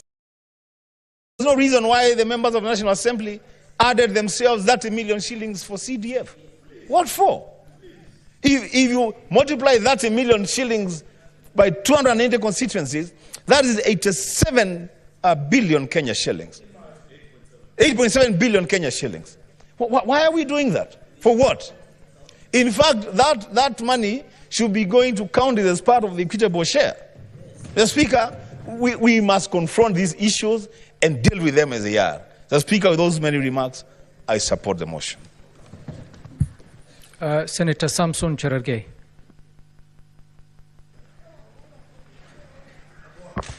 Mr. Speaker, I want to thank you for giving me this opportunity.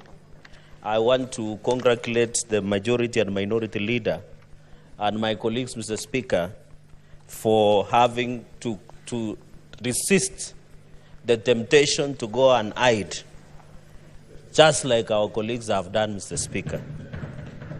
I would be somewhere in Kimondi Forest near Kapsabet, running away from my president. And I want to ask, in fact, this should be corruption, where you run away from your duty, Mr. Speaker. I remember when we were supposed to resume is when unfortunate events and incidences were happening in the city, Mr. Speaker. Mr. Speaker, I'm happy that I'm among the senators who found it wise to continue with our duty because we are being paid to proceed with our duty as envisaged by Article 96, Mr. Speaker. Mr. Speaker, I want to tell Kenyans, including our young brothers and sisters, the Generation Z, because some of us are millennials, that we have heard you, we listen to you, we apologize for some of the transgressions that might have escaped our attention in addressing some of the challenges, Mr. Speaker. Mr. Speaker, while a lot has gone through in this country, we must agree that some of these challenges that we face as a nation, Mr. Speaker, built up for many years, many decades, Mr. Speaker. Many challenges since, Mr. Speaker, the onset and independence, both pre and most post-colonial independence of this republic, Mr. Speaker. Mr. Speaker, on Tuesday, when the young people decided to visit Parliament and enjoy the hospitality, although they went away with a number of flags, Mr. Speaker, and also were able to take photos at the floor of the House, at the National Assembly to be precise. And I saw one of the pastors, I don't know, speaking at that aftermath, Mr. Speaker. It was very unfortunate, Mr. Speaker. I saw people were running helter and skelter, Mr. Speaker. The unfortunate part, as we was some of the media houses were streaming live, Mr. Speaker, exposing the lives of many members of Parliament. Mr. Speaker, I know yourself, not specifically, but the substantive Speaker and Senator Chute and other colleagues said to use ambulances, Mr. Speaker, to escape the arm, Mr. Speaker. Even as that happened, Mr. Speaker, and I want to point out this, under Article 118, Article 34 and 35, right to freedom of information and media, we should not, even at any given time, Mr. Speaker, block or deny access to media the way it has been done, Mr. Speaker. We should look access of media to the floor and to Parliament prisons case by case, Mr. Speaker. Because I'm told there is a silent gag order that has been issued against access of media to the prisons. Very unfair. Kenyans need to know what is happening, especially as the legislators transact business, Mr. Speaker. So I hope through your office you can consult and ensure that case by case, while I do not agree that media were able to expose members of Parliament and report live that they were being evacuated through the tunnel or being taken away by the ambulances or they were changing clothes, Mr. Speaker. I met one member of National Assembly, decided to remove the entire suit and wear a vest and a boxer to escape the rat, Mr. Speaker, through Landimawe, Mr. Speaker, in this city. While those are tactics that people evaded what was happening in that day, Mr. Speaker, it is not a justification to deny media access and access to media to the prisons of Parliament. And therefore, I want to ask your office and Parliamentary Service Commission to resist the temptation to give out unconstitutional orders of denying access of media, because Kenyans need to know what we are doing. Mr. Speaker, I've used an example of 1932, when there were allegations that there was a letter that was being sent to the House of Congress and Senate that had poison. The Congress decided to close the House and run away. In the subsequent elections, the entire congressmen were voted out, but the Senate of the Republic of United States of America remained true to its cause and addressed the remember. And that is why we have distinguished ourselves, Mr. Speaker, as the upper house. Mr. Speaker, there are many issues that young people have raised. Issue of corruption, issue of governance, both at national and county governments, Mr. Speaker. Issue of lack of opportunities. Issue of nepotism, Mr. Speaker. Issue of not being listened to, Mr. Speaker. There are many challenges, and I want to assure the Gen Z and any other Kenyan, Mr. Speaker, Parliament is a public place. If there were proper organization, they would have accessed Parliament. Many Kenyans access Parliament. I want to put this straight, Mr. Speaker. Under Article 126, 1 of the Constitution of Kenya, Mr. Speaker, Parliament can sit anywhere. And I want to call upon the Gen Z and any other Kenyan can sit in Uhuru Park. Parliament can sit in Migori. That is why we have Senate machinery, Mr. Speaker. The Constitution gives us as a Parliament to sit even in Garissa, in Mandera, even in your county, Mr. Speaker, and listen to the Kenyans. And I'm happy as we talk this, Mr. Speaker, on the Senate machinery, we are doing it in Busia. We have done it in Makueni. We did it in Turkana. We have done it in Uasin Gishu, Mr. Speaker. Kenyans should know that Parliament is ready to listen to them. Under Article 126 of the Constitution, Parliament can sit anywhere within the border.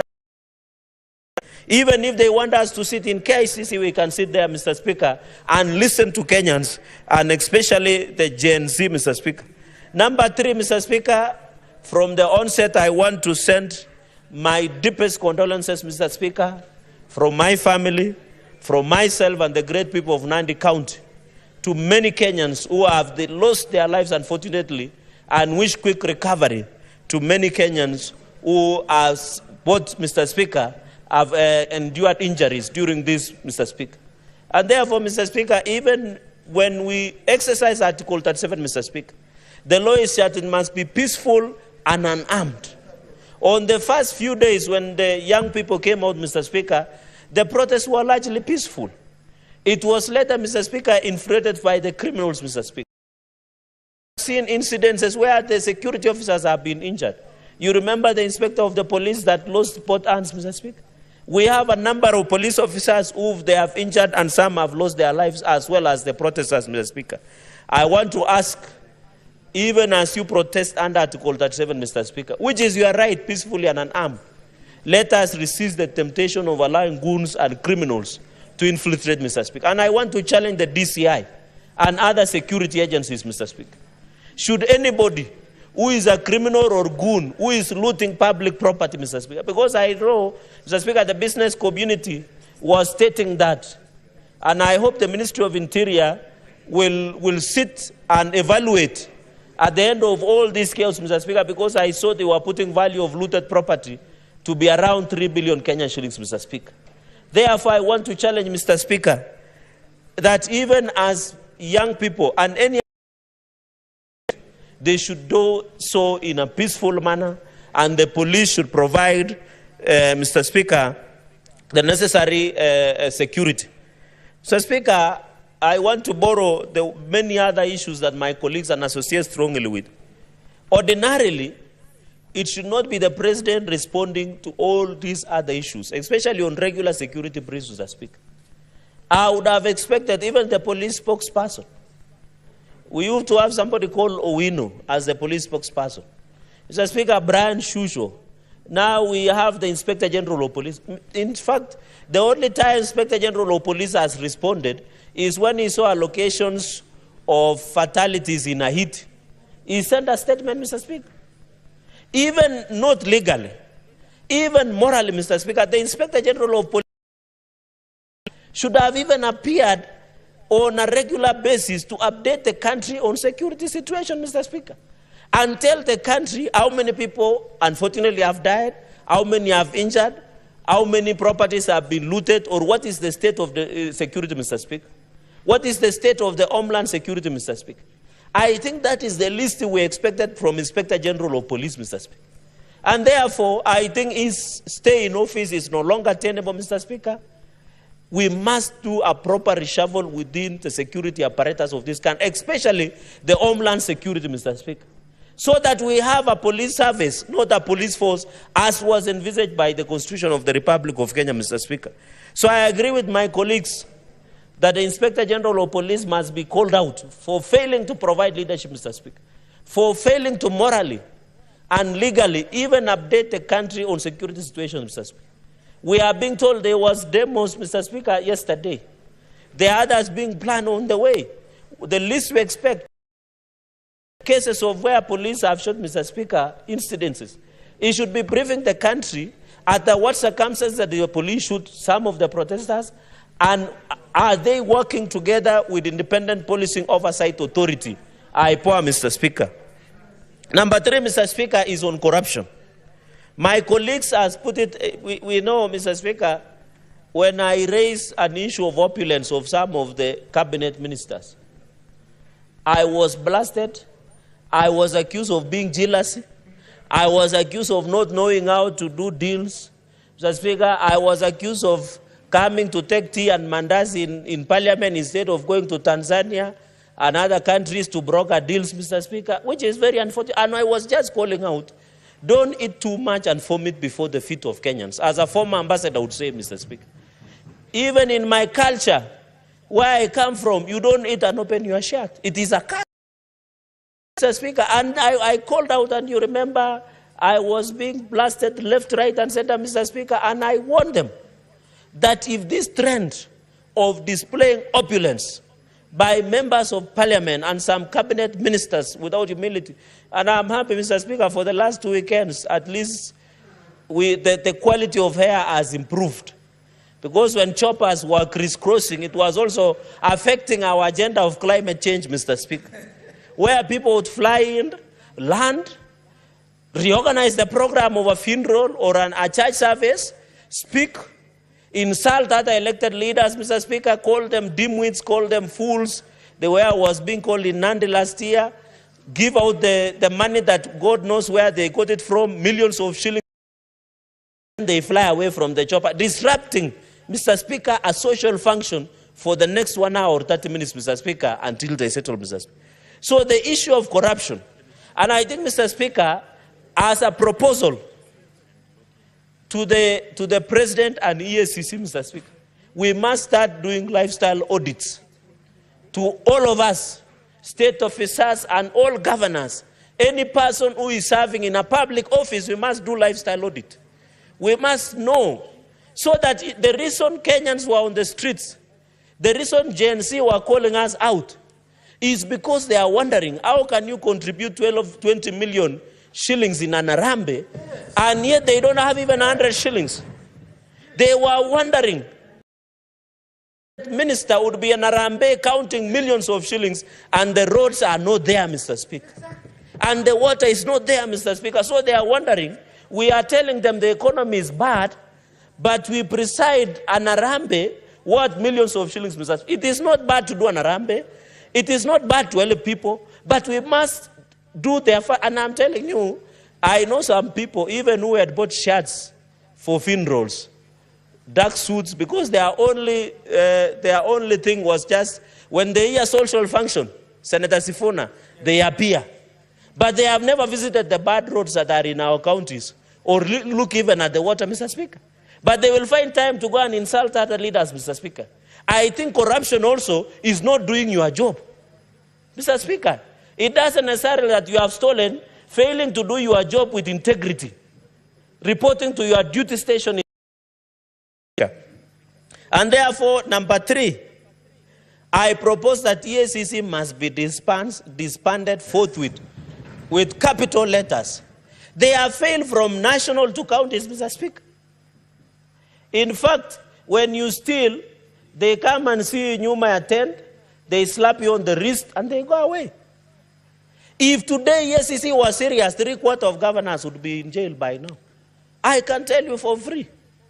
Because even some of the people serving at the state officers, Mr. Speaker, they should be in jail. But EACC have failed us. While I agree they don't have enough resources, it is time we disband the EACC and restructure EACC and redevelop EACC to win back the public confidence, Mr. Speaker, of this republic going into the future. If you ask EACC and friends and colleagues, I have been privileged to serve as JLAC chair. And I remember we did invite EACC in the last session. The only conviction EACC had done is a bribery of 20,000 shillings. What are we telling Kenyans? What are we telling Gen Z when they can see this club that you have built somewhere in a town, they can see these are proceeds of crime? And that the EACC will turn a blind eye, Mr. Speaker.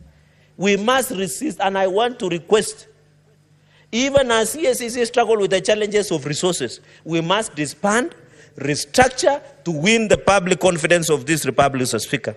Number 4, Mr. Speaker, before I finish with austerities, this issue of SRC increasing the salaries of members of parliament and state officers is in bad faith.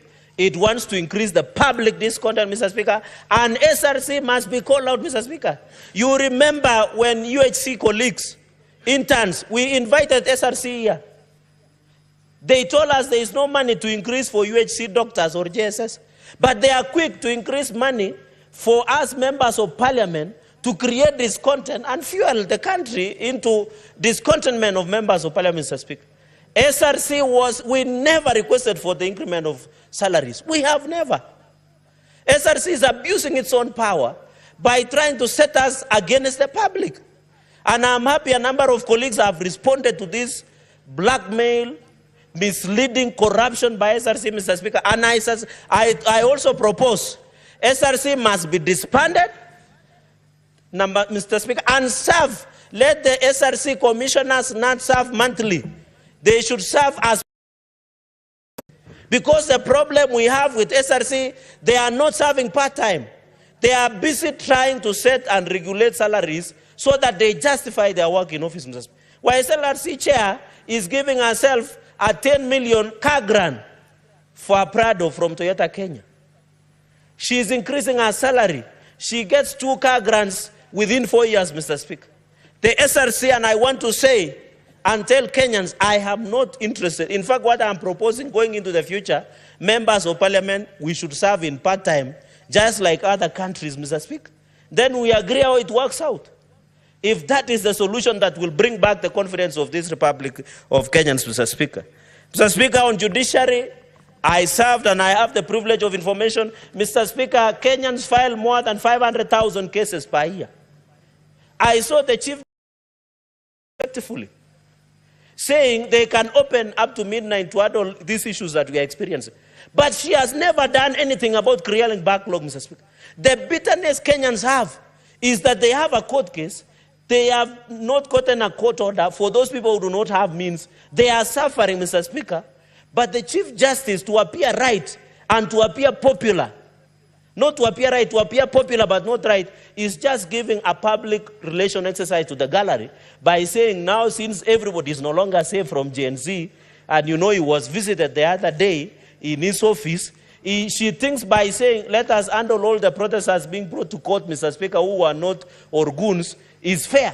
The real problem with judiciary is it should give us the matrix, the timeline of clearing cases, Mr. Speaker. And how can you justify from 1982, there is a court case up to today, a succession case, Mr. Speaker? Mr. Speaker, it's corruption. Kenyans are very, Mr. Speaker, are mad with all the institutions. And I want to tell everybody who is serving as a state officer, no one is no longer safe. Senator Majority Leader Aaron Cheruiyot will tell you, Wamboka Wanami and Samuel Atandi, when they wanted to cross for safety, they could not. Because the people say, ndio wale. And I'm telling you, some things happen that I am not comfortable to share because this is parliamentary guided program. It is a PG rated, Mr. Speaker. Mr. Speaker, finally, on austerity measures, I will tell, I can see Senator Faki is interested, I will tell him in camera. Mr. Speaker, I plead with the President and all of us, just in 2 minutes, Mr. Speaker, please let us not cut amount that we are going to JSS for 6,000 teachers. Most of these 46,000 are young people. If we can confirm them to permanent and pension, Mr. Speaker, we shall also be fair to young people on these 46,000 junior secondary schools. Mr. Speaker, number 2, let us not reduce the allocation to counties. Because it was not pro rata, as Majority Leader said, it was based on equity. Just a minute, Mr. Speaker. And also, finally, Mr. Speaker, let us not cut money that was going to confirm the UHC intern doctors, among others, within the medical sector, Mr. Speaker. Mr. Speaker, with those very many remarks, I support this motion. Let us bring back this nation to where it should be. I thank you, Mr. Speaker, sir. Mr. Sifuna.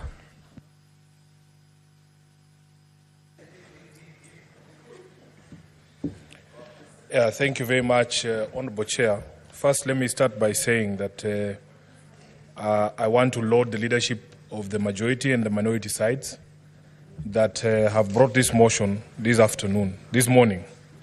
And to just say to the Honorable Senator Aaron Cheruiyot that you will struggle, my brother, to make a better speech than what you've made this morning.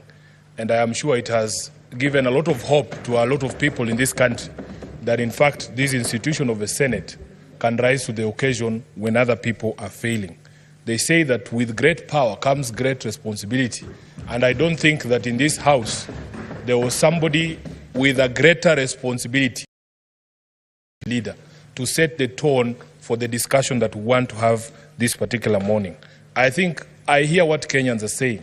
They want to see from the leadership of this country contrition. They want to see remorse. They want to see us taking responsibility for everything that has happened, that has led us to this particular moment. And allow me to follow in your footsteps and also tender an unreserved apology to the people of Kenya if I have contributed in any way by my conduct, by my speech, to bringing the country to where it is today. I apologize for that. Honorable Speaker, as a senator of Nairobi, You know that Nairobi has borne the brunt of the protest, of the killings, of the loss of lives, of the loss of property. As we speak right now, we have 39, as of the last count, people who have lost lives across the country. And more than half of that, at least 19, have been killed in the city of Nairobi. Honorable Speaker, out of those 19 that have died in the city of Nairobi, between 6 and 8 of them, the numbers are yet to be confirmed, were actually very parliament. And as we join our country and our colleagues in mourning, I also want to take this opportunity to send my heartfelt condolences to all the families that have lost their loved ones in this particular protest. Of course, Honorable Speaker, because we have been the epicenter of these riots and protests, we have a lot of damage that has been done to public and private infrastructure. We have lost a lot of property. In fact, the value is unknown. We will need time to actually do an audit of all the property that has been destroyed. Businesses in Nairobi CBD have been shut. There have been all sorts of claims, Honorable Speaker. There's people who have come to me and even talked about ethnic profiling businesses, that it's certain communities that are being attacked and others are not being attacked. We are in a place where we have never been in terms of the crisis that is facing us. And all I hear the young people of this country saying is that we as a leadership now need to stop talking. We now need to stop talking and want to listen to these young people. Honorable Speaker, I have been turning down invitations to media houses because I'm asking these media houses, why don't you invite these Gen Zs themselves to tell you what it is they want, to paint a picture of the kind of country that they want? Would you believe it, Honorable Speaker? The many Gen Zs who are being invited to these TV shows are afraid that they will not leave that TV station and get home because they are afraid of being arrested or detained outside those TV stations. And the conversation here, Honorable Senator Cheruiyot, is that we now need to do certain things to facilitate a conversation to happen, starting with what we are doing here. We need to show remorse as leaders. We need to stop threats to people who are... I am in a WhatsApp group, somebody is sharing what is it called, a charge sheet of someone who's being arraigned in court because they said Ruto must go. I mean, Honorable Chair, we must get to a place where if we are going to have a national conversation, let us allow people to express themselves, and that is the only way we will hear what they have to say. We need to put aside our egos.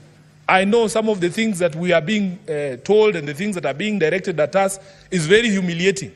As leaders, we are not accustomed to this. But, Honorable Speaker, it is a time to set egos aside and just listen. There is something very profound that the majority leader told me yesterday. He said, Sifuna, right now, there are no more political goals to be scored. There isn't even a political game now going on because all of us in the political class are actually indicted by the people of this republic that we have failed in terms of what we need to do to get this country where it's supposed to be. I have shared an example here that on the day of the 25th of June, Rado was being stoned in the city of Nairobi. And by the way, although it is a car that is popular with members of parliament, very many Kenyans actually drive this car. It is one of the most ubiquitous cars in the streets of Nairobi. So imagine you being a doctor or a lawyer, you have nothing to do with parliament, driving around the city and people attack you because of the car that you're driving. It is a problem that we have to solve. By our own conduct, we have put all of us in the line of fire. An MCA leaving the County Assembly of Nairobi, one of the nominated MCAs, was attacked, Honorable Speaker. And yes, she was, her car was badly damaged. She was badly hurt, including her driver. She had to get surgery. By the time people are saying, oh, stop, this is not a member of parliament, or this is a member of the National Assembly, you are already dead. That is what we are saying. We need to come and rise above all these differences that we've always had to have a conversation about our country. Kenya has changed forever. We must not allow us to go back to the bad manners. I was seeing clips of young people on TikTok saying they are very happy there are no more strobe lights, there are no more sirens, people are not overlapping. They are asking where have all these big vehicles gone in the streets of Nairobi.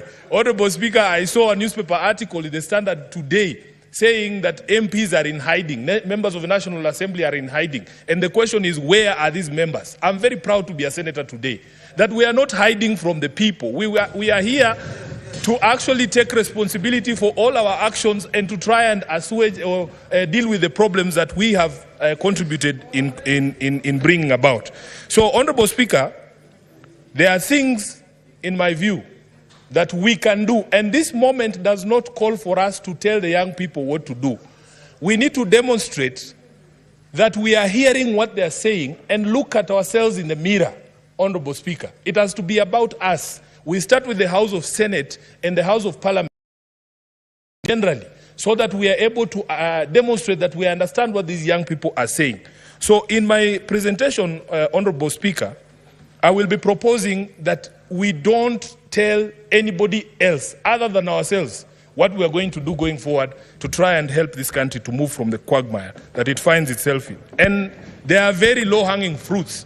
My friends here have spoken, for instance, about the supposed salary increments. By the way, in defense of the SRC, I know many of you have bashed them here. That Gazette notice that is in the public domain and discussion right now was published on the 9th of August 2023, the day we went for elections. I am telling you, because it is supposed to be 2022, 9th of August 2022, because it's supposed to be that members of parliament, when you go for elections, people should know how much money you're going to make in advance. And the role of setting salaries was removed from us. The public still thinks that Sifuna has the power to increase his own salary. I do not have that power. That power is in a constitutional commission called the SRC. Honorable Speaker, what we need to do, and I'm very happy my colleagues who have gone before me have said it, in all honesty, nobody asked for that increment. Nobody that I know. Personally, I never asked for that increment of 14,000 shillings. Tone deaf if we are going to insist that we get that increment this particular year or next year, when the economy is in the doldrums, when many Kenyans have nothing to put on the table. So I also support the proposal by members who have spoken before me that we formally resolve that we as a Senate are not interested in any additional salaries this particular financial year. Number two, Honorable Speaker, we need to relook at our budgets in this House and see where we can make major concessions and cuts for members of the public to feel that we are actually lessening the burden and not increasing the burden. And I want to give a personal example, and you'll forgive me if I'm giving out house secrets. Honorable Chair, when I became the Deputy Minority Whip, I was allocated a vehicle, a GK vehicle. On the first day that I used that car to go home, I passed through the expressway. I was shocked, Honorable Speaker, at the amount of money that is on my ETC card for my parliamentary car. As of this morning, when I used that same car to come here, there is 377,000 Kenyan shillings on my ETC. There is 377,000 Kenyan ETC of the vehicle that have been given by Parliament. It does not make sense. It does not make sense, Honorable Speaker. So what you do, members of Parliament, the staff of Parliament have to be honest with Kenyans. In the way the budgets of Parliament are prepared, there are ways and means of reducing the expenditure in this House in a manner that will reduce the burden on taxpayers. I honestly do not need all that money. Even if I ran up and down the expressway for a year, I would never exhaust 370,000 Kenyan shillings. So, Honorable Speaker, we must do this so that we demonstrate to the people that we are serious about what we are talking about. Number three, Honorable Speaker, I want to speak about something in the motion. The Majority Leader proposed that National Assembly should reconvene so that they deal with the question of the presidential memorandum on the finance bill. Mr. Speaker, just as a constitutional lawyer, we in the opposition or in the minority have a different take on how this finance bill should be dealt with. Honorable Speaker, if you look at Article 115 on what should happen to a bill when it is sent back to Parliament, 115 sub-article 3, it says, if Parliament amends the bill fully accommodating the President's reservations, the appropriate Speaker shall resubmit it to the President for assent. What that means, Honourable Leader, is that we send something back after that process of consideration of his memorandum. I do not think the Constitution envisaged a situation where you are sending a blank document from Parliament to the President for assent. Because what the presidential memorandum is proposing is a deletion of all the clauses contained in the finance bill. So you will have an empty piece of paper. It will have nothing on it. Then you are sending it back to the President for assent. What is he assenting to? So the proposal that has come from Honorable Tiende Amolo, for us, makes a bit more sense. That you allow there to be a bill that is introduced to repeal the finance bill as was passed. Because in the language of Article 115, we do not think that it can be done the way that it is being proposed. So, Honorable Speaker, another thing that we can do, let there be a public pronouncement from the head of state that we are going to stop these arrests, these abductions that have been ongoing, free everyone who's been arrested because of this protest, as the majority leader said, honor our dead and the people who are still in hospitals. There is opulence and corruption and the corrupting influence of money in politics. Honorable Majority Leader, when you spoke about that, I was very happy because we have to have a conversation. I was at a conference at one place and somebody was saying how it has become expensive to join politics. And I said it is actually used as a scare tactic to scare away people from political participation. If a young man hears that for you to become the Senator of Nairobi, you need 70 million shillings or 100 million shillings, where do you think that person will never participate in elections? Where are we supposed to get this money? We want the young people to understand that they have demonstrated to this country that you in fact do not need the sort of resources that we are told you need for you to become a political player. Honorable Speaker, there's this question of a ban on harambes. As a lawyer, I am aware there is already legislation that tries to limit participation of political players in harambes, but is limited to the last few months. I think it's, is it 6 months or 9 months to the election? What we should be doing, we should be saying, because now it has become culture that immediately after elections anyway, after you are sworn in, your opponent is already on the ground saying Sifuna must go. So why don't we just extend the period and say throughout the term of parliament, members of parliament should not be allowed to participate in these harambes and demonstrate the sort of opulence that we have seen. The majority leader and Honorable Halwale has spoken about a rigged economy, and that is something that has touched my heart. Those of us who are born where we were born, Honorable Speaker, many of our young people, including myself, have always wondered how is it possible that people who we know had lesser grades, had far inferior grades in school, we were better than them at everything. They are making progress at a faster rate just because of their second name. We are just there languishing. People have 6 degrees, have never gotten an opportunity. People go for interview after interview. The moment somebody sees your name is Watenya or Sifuna, your CV is put aside. Wanasema leta ya huyu. It is very embarrassing, Honorable Majority Leader, that sometimes an entire institution from top to bottom has members of only one office. I think these are the things that are going to make our people extremely mad every time these matters are brought about. So if you don't address these matters, Honorable Speaker, we are not going to be able to deal with the problem. We have seen young people, especially when it comes to employment in public service. Honorable Speaker, you qualify as a teacher. You are waiting all your life to be employed as a teacher. Then you see leaders in public rallies, in funerals, handing and dishing out employment letters from TSC. And when you go to TSC, they tell you, oh, there is a system, everybody is logged in, and see which criteria is used, and they eventually reach you. But you can see people dishing out letters from TSC, from KWS, from NYS, in harambes and in funerals, Honorable Speaker. I think, and even police, these are the things that we need to work on as a leadership so that we stop all this anger that you see. Let me go to another thing, Honorable Speaker. An angry people cannot be reasoned with. Right now, people are very angry. And this is why I'm trying to, explain to this House that we are not going to be prescriptive in how we deal with this issue. Honorable Speaker, that we can demonstrate to the country that at least there is a place where a conversation can be had. Senate is the only House of Parliament that goes to the people. We don't fear the people. That's why we are still here. So if it is possible for us, even if it is going to Uhuru Park, as somebody has suggested, we are ready to be insulted, because at some point we deserve to be insulted. But at the very end of of those insults, I think we will be able to pick some few things. Honorable Majority Leader was telling us a story of how he logged into one of the Twitter spaces, and he said there was maybe 60% expletives and insults, but 40% was good material, and it has inspired even the speech that he made this morning.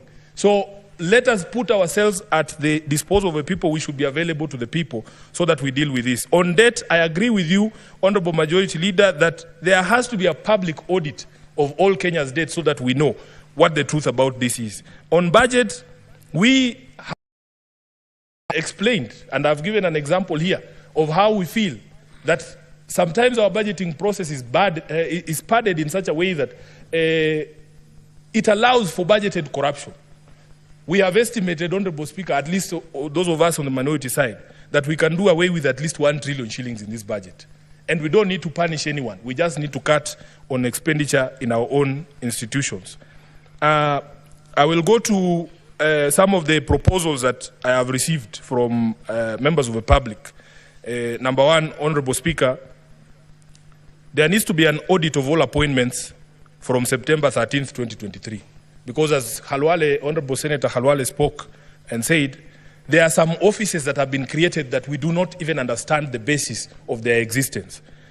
Look at the number of advisors in government. There needs to be a public audit of all these advisors. And tell Kenyans why it is okay for one office of the advisor on the economic matters, Honorable Halwale, to have more money for travel than 9 committees of this House combined. It doesn't make any sense. So the specter of personal assistance in government, we need a public audit of that. There was another office that was created, and this one, you'll forgive me, Majority Leader, of faith intercessors. We need a public audit of who are these people and why are they earning public money. Honorable Speaker, I had occasion to see one business card of one of those faith intercessors. It was the most powerful business card I have ever seen in my life. Honorable Speaker, you have spoken about the office of the First Lady, and I am happy that the President himself took a first initial step to say that office will cease existing from, I think he said, Monday of this week. It had 285 employees.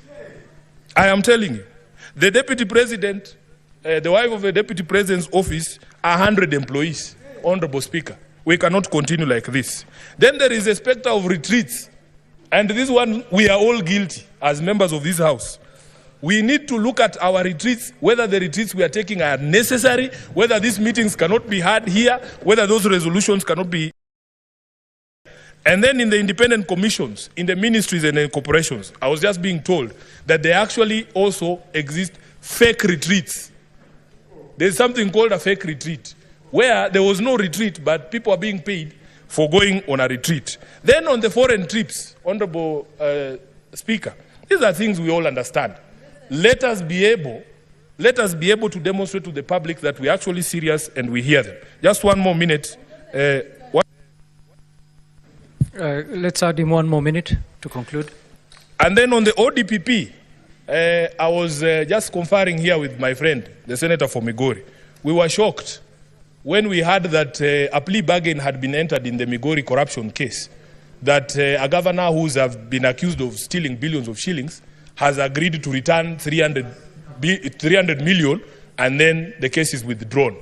I want to call for an audit of all the in the past 12 or 24 months, Honorable Speaker, so that we understand the legal basis for the withdrawal of these cases, because this is where we are failing. For as long as you can demonstrate, Honorable Speaker, that these cases are going nowhere, that is where people get the confidence that the Majority Leader was speaking about to engage in some of these things. Lastly, we need respect for the Constitution and constitutional institutions and the bodies across the public service and across the national executive infrastructure. So, for instance, Honorable Speaker, I was being given an example that even the mess we have in the management of public service, that an executive order is made on HR matters to a body called State Corporations Advisory Committee, which is duplication of roles. So, Honorable Speaker, I support this motion, and let us put up that humane face that Kenyans are looking to see, that we can actually engage on these matters. I thank you, Honorable Speaker. Thank you, Senator. Senator Mohamed Chute.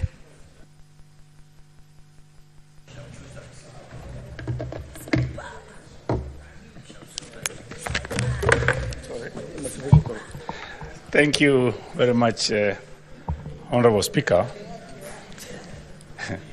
My son, Honorable Speaker, who is in St. Vincent Medical College, called me yesterday and asked me, Baba, why are these people calling you M-pigs? He asked me, Genz, why are they calling parliamentarians M-pigs? And I told him, I don't know, but there is something that is wrong with us.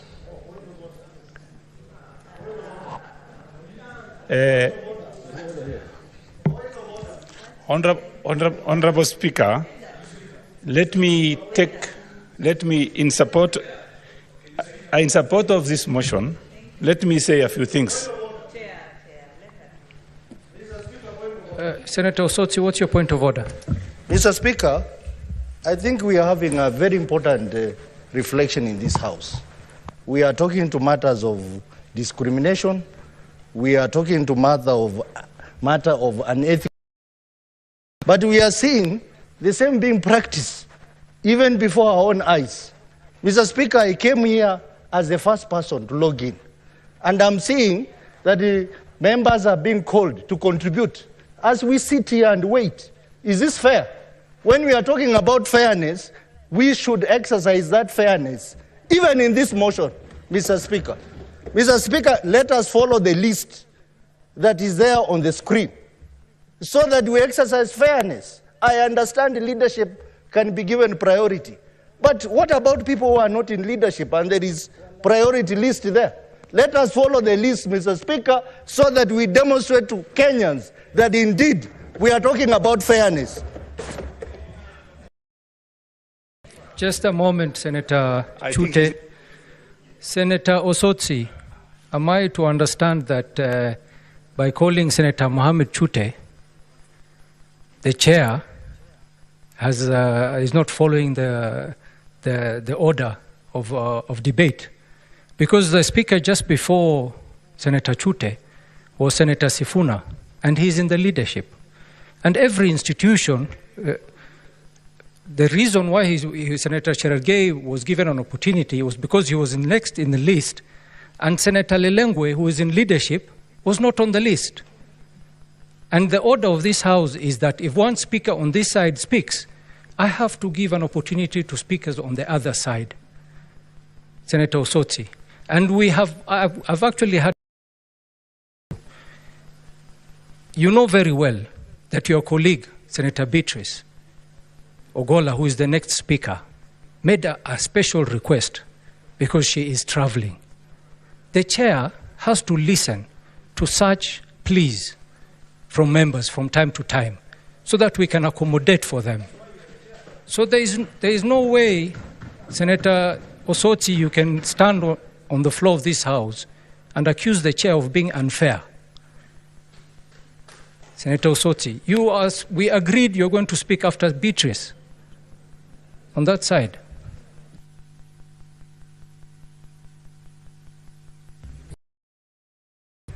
Thank you, Honorable Speaker. I hope my friend Osotsi is not complaining about me, because I was definitely ahead of him. Thank you very much, Honorable Speaker. I was talking about Genz. And let me take this opportunity to thank our majority leader and the minority leader. You've done something extremely, what I've never thought of, that you fought, you talked, and you represented this country, not your parties, not an individual interest. Thank you very much, and may God bless you. Having said that, Honorable Speaker, we have a problem, and the problem facing this country is huge. And Gen Zs are asking for a solution. They are not asking for discussion. What is the solution? Honorable Speaker, first of all, what is important is this. When the President discussed this issue of the finance bill, I know his intentions were very good, but the problem was communication.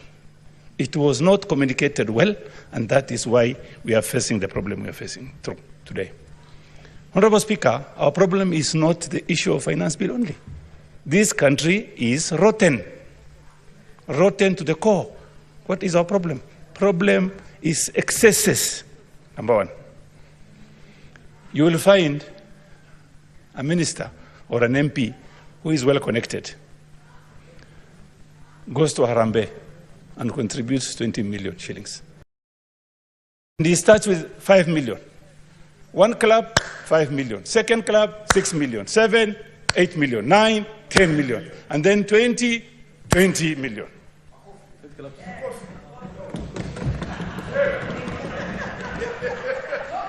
Honorable Speaker, if somebody from Marsabit calls me and says,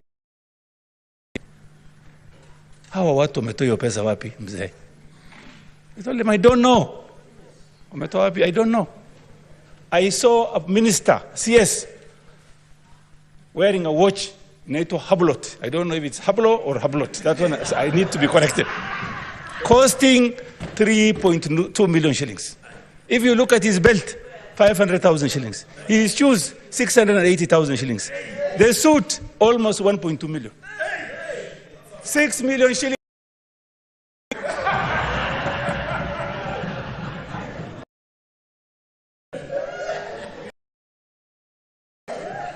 And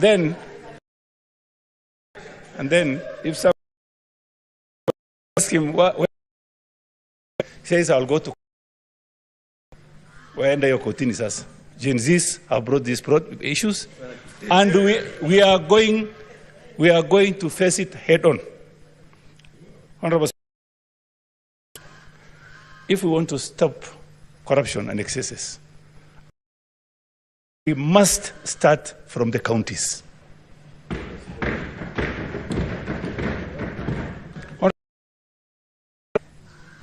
If you look at, I'm in the devolution committee, my chair is here, Chair Abbas, and some development projects counties are up to the tune of 6% only.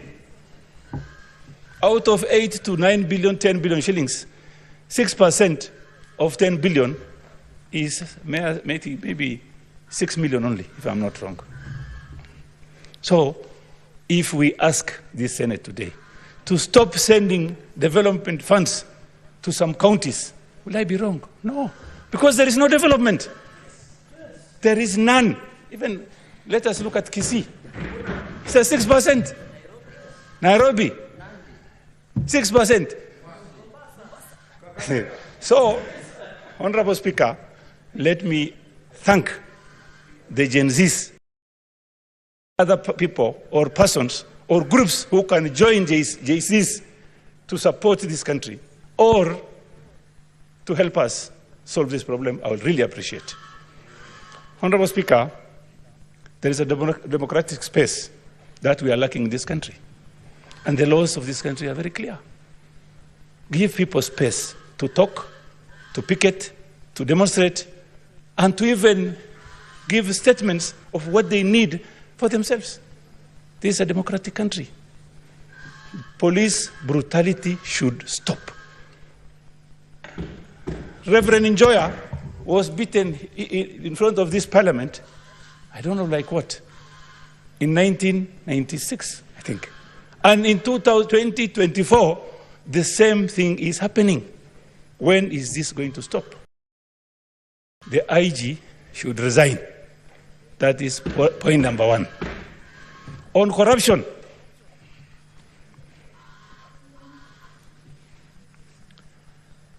EACC, Honorable Speaker, if you report something today to EACC, after 1 hour, Somebody will call you from Marsabit and say, oh, did you go to ESCC? What did you report there? How would this person know?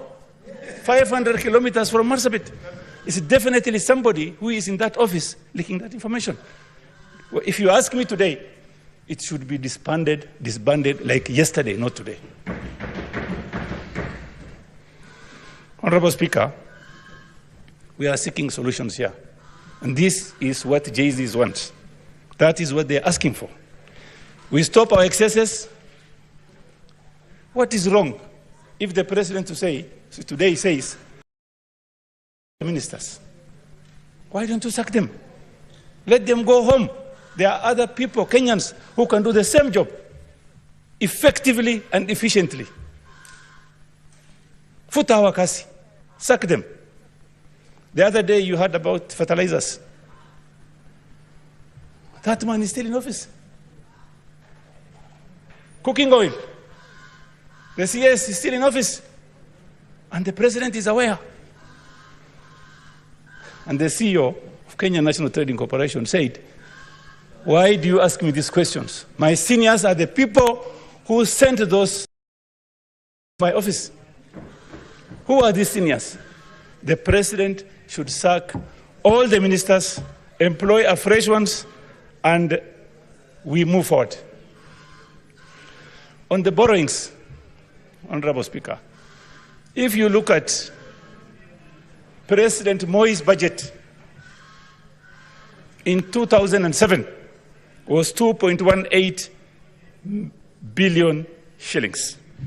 The expenditure was 324 billion. Similarly, President in 2012, the budget was at 1.52 trillion. And today, our budget is at 3.9 trillion shillings. Honorable Speaker, we have a problem. Our problem are not taxes that is being paid. Our problem is we live beyond our means. We have thieves as ministers. We have thieves as PSS. We have thieves as MPs. We have thieves as senators.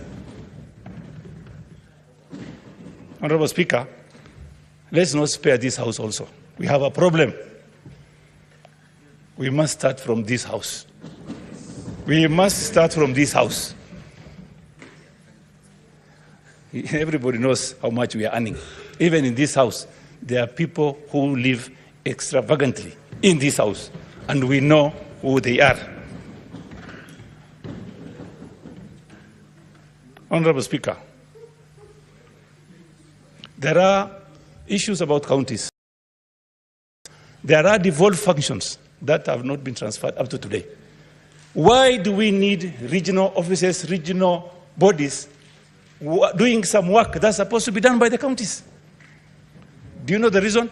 Because of corruption. Yes, that is what is happening. You create regional offices, and then yet, constitutionally, those issues are supposed to be in the counties. They are devolved. Why do you keep the money here? I want to ask our president, if he really loves this country, let him follow our constitution. Let him send counties. Even CDF money should go to the counties. This is not MP's business. It should go to the counties, managed by the counties. We have regional offices, even in Marsabit. We have regional offices in Isiolo. We have one operating from Garissa. So many offices. These are conduits of theft. Honorable Speaker, and I really appreciate what our majority leader has done today. He has opened the free space for us to talk. And you remember, our Deputy President said, there are some people who have eaten so much, they start vomiting on us. That is very true. Very, very true. I want to urge our President, this is the right time, the right opportunity for you. Don't wait for these young boys and girls to come and talk to you. You've asked for, please start by, first of all, sacking all the ministers. Futa yote, PSS, regional offices, take it back to the counties. And the president should support the county government. And Honorable Speaker, the county government also should stop its excesses. What I would urge this House to do is to visit counties so that we the employment programs and the development programs. And then we come up with a law that will curtail theft in those counties. About 2 months ago, your Honorable Speaker, Governor for Marsabit was brought before EACC. And 2 months since then, they are bragging around Nairobi area saying, kwani EACC ko, what can be done to us? There is nothing that can be done. Oh, we are dying. We sit in his helicopter, we take photos with him. Who will touch us? I want to ask the president, please, don't dine. Don't sit with thieves. Fukuzawa, chase them away. When you are seen with the president, you think like now there is no case against you. There is a case against you. And I want to urge ODPP also to, in fact, it should be disbanded. There is nothing they are doing. Like I think Honorable Khalwale has said. They select who to prosecute, who to take to court, and who not to take to court, depending on which party you come from or where you come from. And that's very serious, Honorable Speaker. I want to today thank God, Jesus, for creating this space for us to talk what we want. Honorable Speaker, there is the issue of cooking oil, imported cooking oil. It is in almost 50 godowns today, expiring, and the government has lost over 17 billion shillings. And those people are still in the office because they are politically correct. I want to urge the president, please, even if somebody is politically correct, you are trying to help a certain region, please stop doing that. Do your work, sack all of them. Because, Honorable Speaker,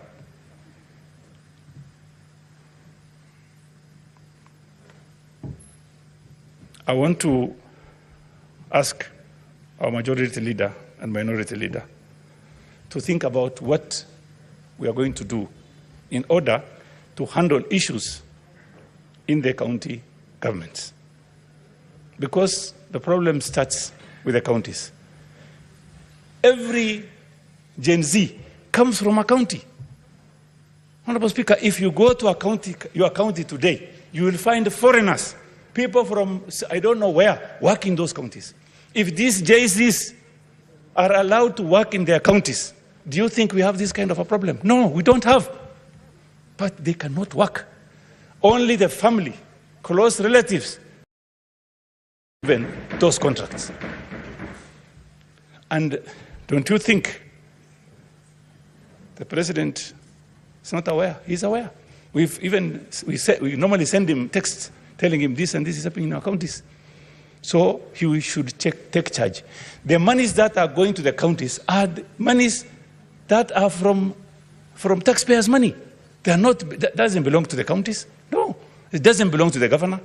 The governor sits in Nairobi and then controls monies in either Wajir, Marsabit, Isiolo, Samburu.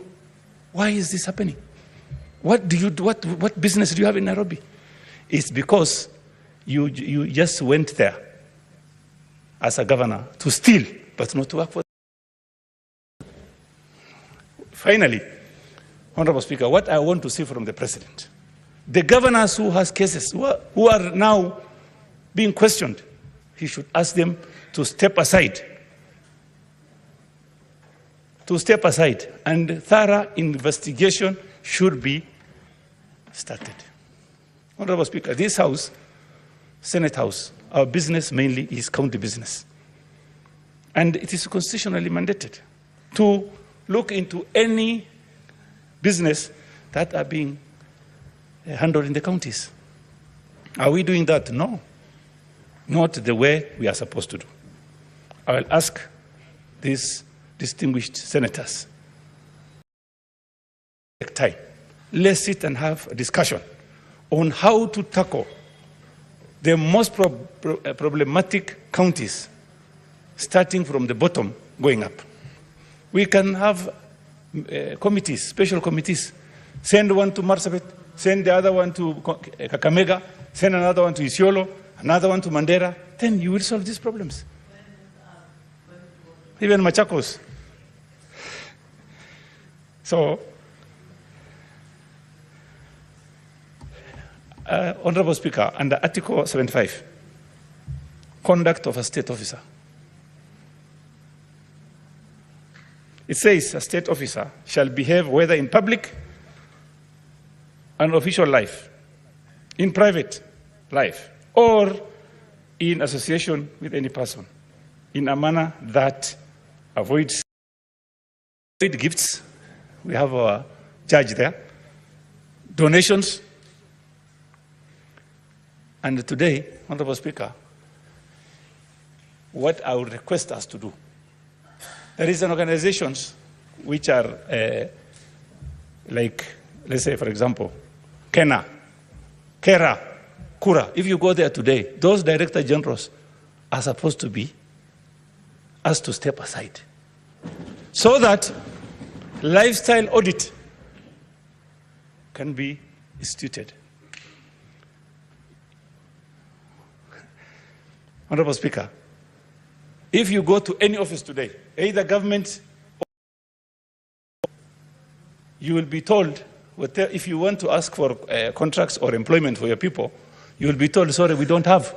Because it has started from somewhere in the State House. There are some brokers working in the State House that normally go to places and say, we need employment for our people. And the president said, employ 500. And it's not true. KRA before us, they employed 56% of one community. And do you think the president is aware? No. Even some CEOs working in institutions are worried. They are being forced to do things that they are not supposed to do. And well, this one has been sent by so-and-so, you must do this, you must buy this, you must sell this. They have a problem. And the only person who can solve this problem is for the president to do a memo to all CEOs